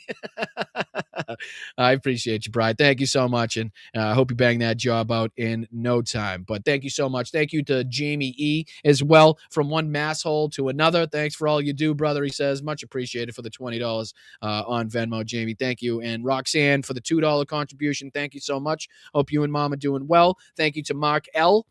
For the $5 sent over with the lobster emoji. Much appreciated to you guys. And then just over the last few days, as we like to go back and thank everybody. Laurie, thank you so much. Allison, thank you so much. Nancy, as always, thank you so much for what you do for this channel. Nina C, much appreciated. We got John McDonough. Thank you so much in the chat. Thank you to Damon again. And then thank you to, I think there was one more. Oh yeah, Jenny Faye and Corey, Roger and Karen, and then Allison. Very much appreciate you guys for what you guys do. So let's hop over here to the YouTube side of things. See if we can thank and congratulate and appreciate some fine individuals in the chat that were able to send in a buck or two, send in a super sticker, gift some memberships, whichever way you decided to contribute. Again, it is appreciated. So Brad Guy started off today with the $2 contribution. Slava Ukraine had boss hat on today. Tired, guys. Well, take your time. Get your rest. Get some R&R. Put your feet up. Take your boots off. Have a nice cold beer. Whatever you want to do, a nice joint. That'll be great. Fantastic. Smoke them if you got them. But thank you so much, Bri, for your participation, for your, appreciation for this, your kind words for the channel as well. Thank you to Nola for the $5 early on today, saying good show. I don't even know if I got a chance to prove it yet at that point, but Nola, I appreciate you for already knowing that it was going to be a good show. Thank you to Jess and Danny, the Nickel Sisters, for being members for 25 months and everything that you guys have done for this channel. Literally sisters to this channel at this point. Hello, all at work listening. Love y'all. Right back at you, both of you guys. Thank you so much for everything that you do. Please tell T I said hello as well. Let's see here. Tina, much appreciated for the 30 joules with the flower. Hope you're having a great day. Thank you so much for taking some time out of your day to spend it with us here at Blunt Politics. Same thing with Joseph. Thank you to Joseph for the 250 joules with the clapping seal. Clapping seal. I actually thought you guys were writing that for Tim Pool. Right? I saw a couple of those, I think, go by in the chat, and I thought you were just calling Tim Pool a clapping seal, or was it Benny Johnson? because it matched up. It lined up with what we were watching. I just didn't think it had, I didn't associate it with the jewels, but spot on, Joe. Much appreciated. Thank you to Colleen as well for the $5. He needs to get his sorry ass to the ships in the operation and prove they are lying. F pretty boy disgrace. That's got to be Pete Hegseth. That's got to be Pete Hegseth that you're talking about, Colleen, when he was, again, cosplaying. I have this pulled up, I think, still, if I'm not mistaken, in case anybody joined us late. Yeah, you can take a look at... Give it up for these guys, huh? Take a look at Pete Hegseth cosplaying in Panama as we again have soldiers, sailors, and airmen threatening to end their lives by jumping off of these ships because of the extenuating circumstances that they now face. And this is what you're dealing with as far as the Secretary of Defense, or sorry, the Secretary of War, as he likes to be called. He's now cosplaying as a soldier in the jungle of Panama. As we're engaged in this incredibly destabilizing war. But spot on, Colleen. Thank you so much for what you've done for this channel. Much, much appreciated. Hope you have a wonderful, wonderful rest of your day. Thank you to Jay right behind you with the 30 jewels in the flower. Let's go. Much appreciated. Thank you to Aaron as well for the 10 jewels and the gold coin. Jay coming right back at it with 10 jewels and a floating heart. So you guys are having a little having a 10 jewel battle there. I like it. Little battle in the chat. Maybe we can get that going. Maybe that'll be another way to get the contributions up. Maybe we can start battles. But no, thank you, Jay, for everything that you do for this channel. Thank you to Cass. Much appreciated for the 5 Boston Brian memberships being gifted to 5 fantastic people in the chat. And then ending it today is going to be Libby. How are you, Libby? Good to see you. Thank you for the $10 contribution. Salute to you guys and everybody else that was contributing to the channel today. Like I said, we're trying to make a push to 25,000 subscribers. Some days are better than others. Some days it feels like we have a real purpose here, and other days it feels like there's absolutely nobody watching. But those are kind of the ups and downs that you deal with in this business. So again, for the people that have been here since day one, supporting this channel, all the love in the world, all the love and respect in the world to you guys, and especially or even if you're joining us late or joined us just recently, thank you for giving me the opportunity. If this kind of made its way into your FYP or found its way onto your algorithm and you took a chance and you're watching in the background, maybe if you're not even chatting and you're just listening in the background, thank you for giving me the opportunity. I really do want to get that across. I thank you if you like what you're hearing, if you like what you're seeing, and you continue finding yourself coming back time and time and time again. You guys are the ones that I truly, truly, truly appreciate. So thank you guys, as always, and especially the mods here. Shout out and much love to the mods. W's in the chat for the mods for keeping this chat a safe place, making sure that we're able to do this every single day without being taken down. People don't feel threatened or harassed, but you can also get across your opinions. You can have heated debates. You can have in-depth conversations without fear of being tossed out of here if you disagree with something that I say or something that the mods say or something that somebody else in the chat says. That's not what we're building here. We have a lot of jokes that make fun of the cult of Donald Trump. We have a lot of nicknames and lobsters and Bryantologists and barnacles, and but we're not a cult here. We don't, we're not here to shun people out of giving differentiating opinions, to come on here and kind of make us prove that we're right in a lot of these cases. That's not what this channel is built for. So again, don't be mistaken by some of the tricks that we play and some of the nicknames that we have. We are definitely allowing people to come here and share their ideas and spread their views, and as long as you're not being bigoted or racist or violent or anything like that, or doxing people, then you have a welcome position in this community as well. So I'm going to let you guys go. I'll see you guys on Sunday for the Sunday show. That is going to be 1 p.m. here on the East Coast. That's 10 a.m. on the West Coast, and somewhere either in between or not in between, depending on where you live. So you guys figure that out on your own. I appreciate you guys. Hit that like button on the way out. Please make sure you like. You can subscribe and hit that notification bell if you could. That would be fantastic. A fantastic way to get across and get around the old algorithm. It kind of steps on shows like this, steps on independent creators and people that don't do things the old, ad revenue way. So again, any way in which you could help us boost us through the old algorithm, that would be fan-fucking-tastic. So, all right, I'll see you guys Sunday. Shout out to the mods. Thank you guys so much. Thank you guys to the best chat on earth. And make sure you hit that like button on the way out.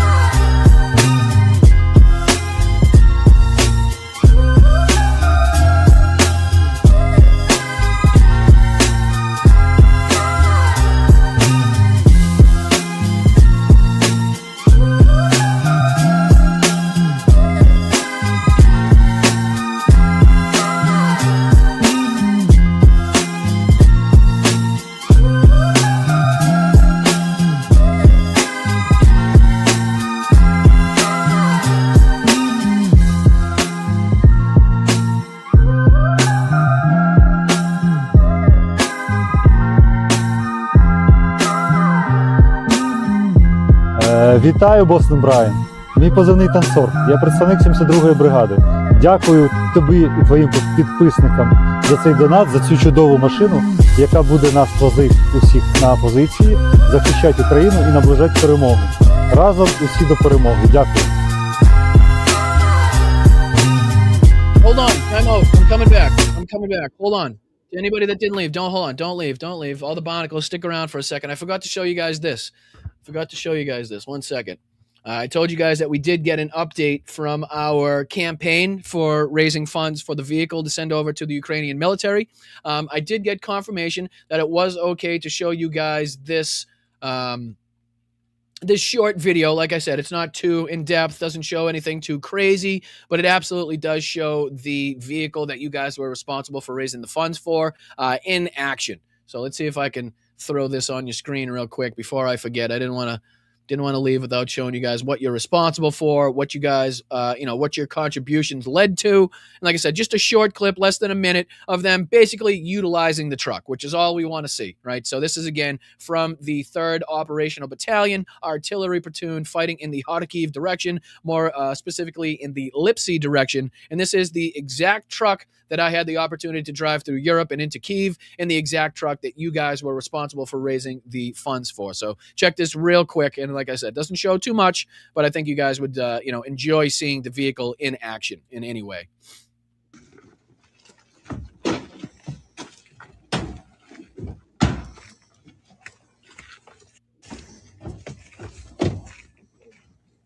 I don't know why it's so glitchy. I don't know why the internet's glitchy all of a sudden. I'm going to start it back. I'm going to start at the beginning here. Stop glitching. Just play. For fuck's sake. Can't do anything right. I can't do anything right. Just play. What is the problem? Yeah, that was good. This is good. This is working out. This is exactly how I wanted it to go. Why? I don't understand, Captain. I just don't have the power. I'm going to refresh real quick, see if that helps. See if it gives me a helper. See if it gives me a hold helperooski. Come on now. You can do it. It's only a minute. We can do it. We're going to do this together? All right, let's do it.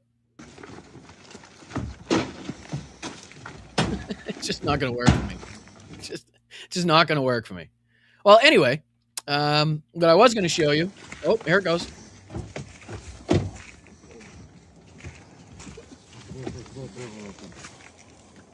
Тугарин, я Меджик на зв'язок.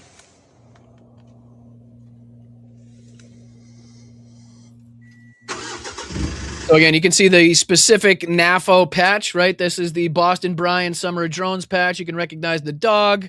Well, spending so much time up close with it, I can recognize the dog. And you can see when they walked by it before that it said Boston Bryan on the back of it. It was a little hard to make out, but let me see. Just right on the left-hand side there, you can see just when it went by, it said Boston Bryan. And again, they start it up and they drive away. Тугарин, я Меджик на зв'язок. Come on. You can do it.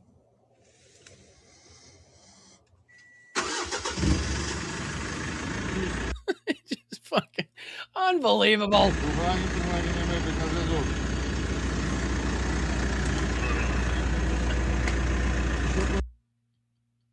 Why? I had it sitting there the whole show, ready to go, ready to rock and roll, and it just doesn't want to cooperate. All right, well, like I said, when I'm having better internet connectivity issues or not having internet connectivity issues, maybe we'll show you that whole thing start to finish. I tried. Like I said, that's nothing I can control. But all right, I appreciate you guys. I'm out of here. I tried my best. What do you want me to do? I can't control the world. I can't control the internet. But yeah, the red lights give Kit vibes.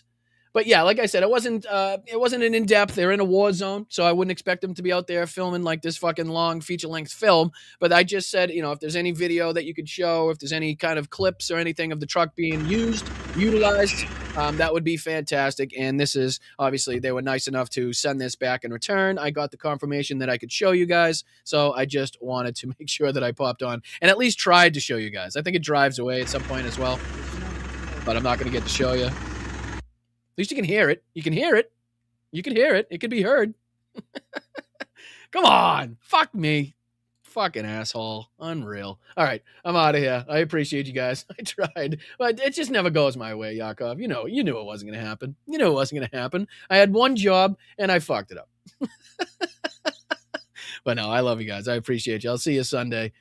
Make sure you enjoy the rest of your night. Make sure you enjoy the rest of your weekend as well. And we'll be checking in with you on Sunday. I appreciate you guys.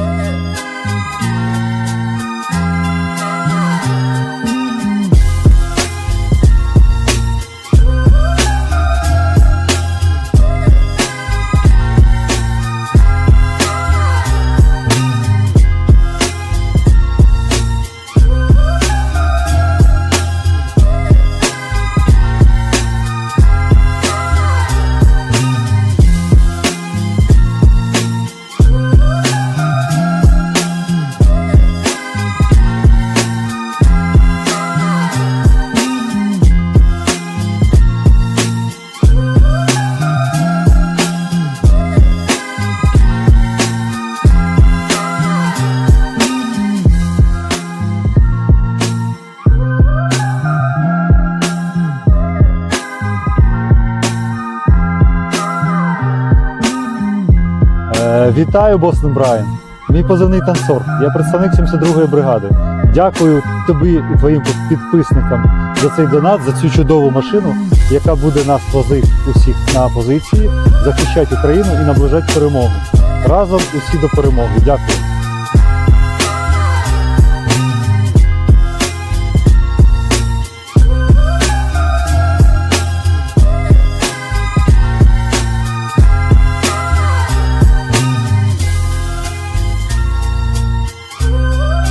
Big, fat, sloppy United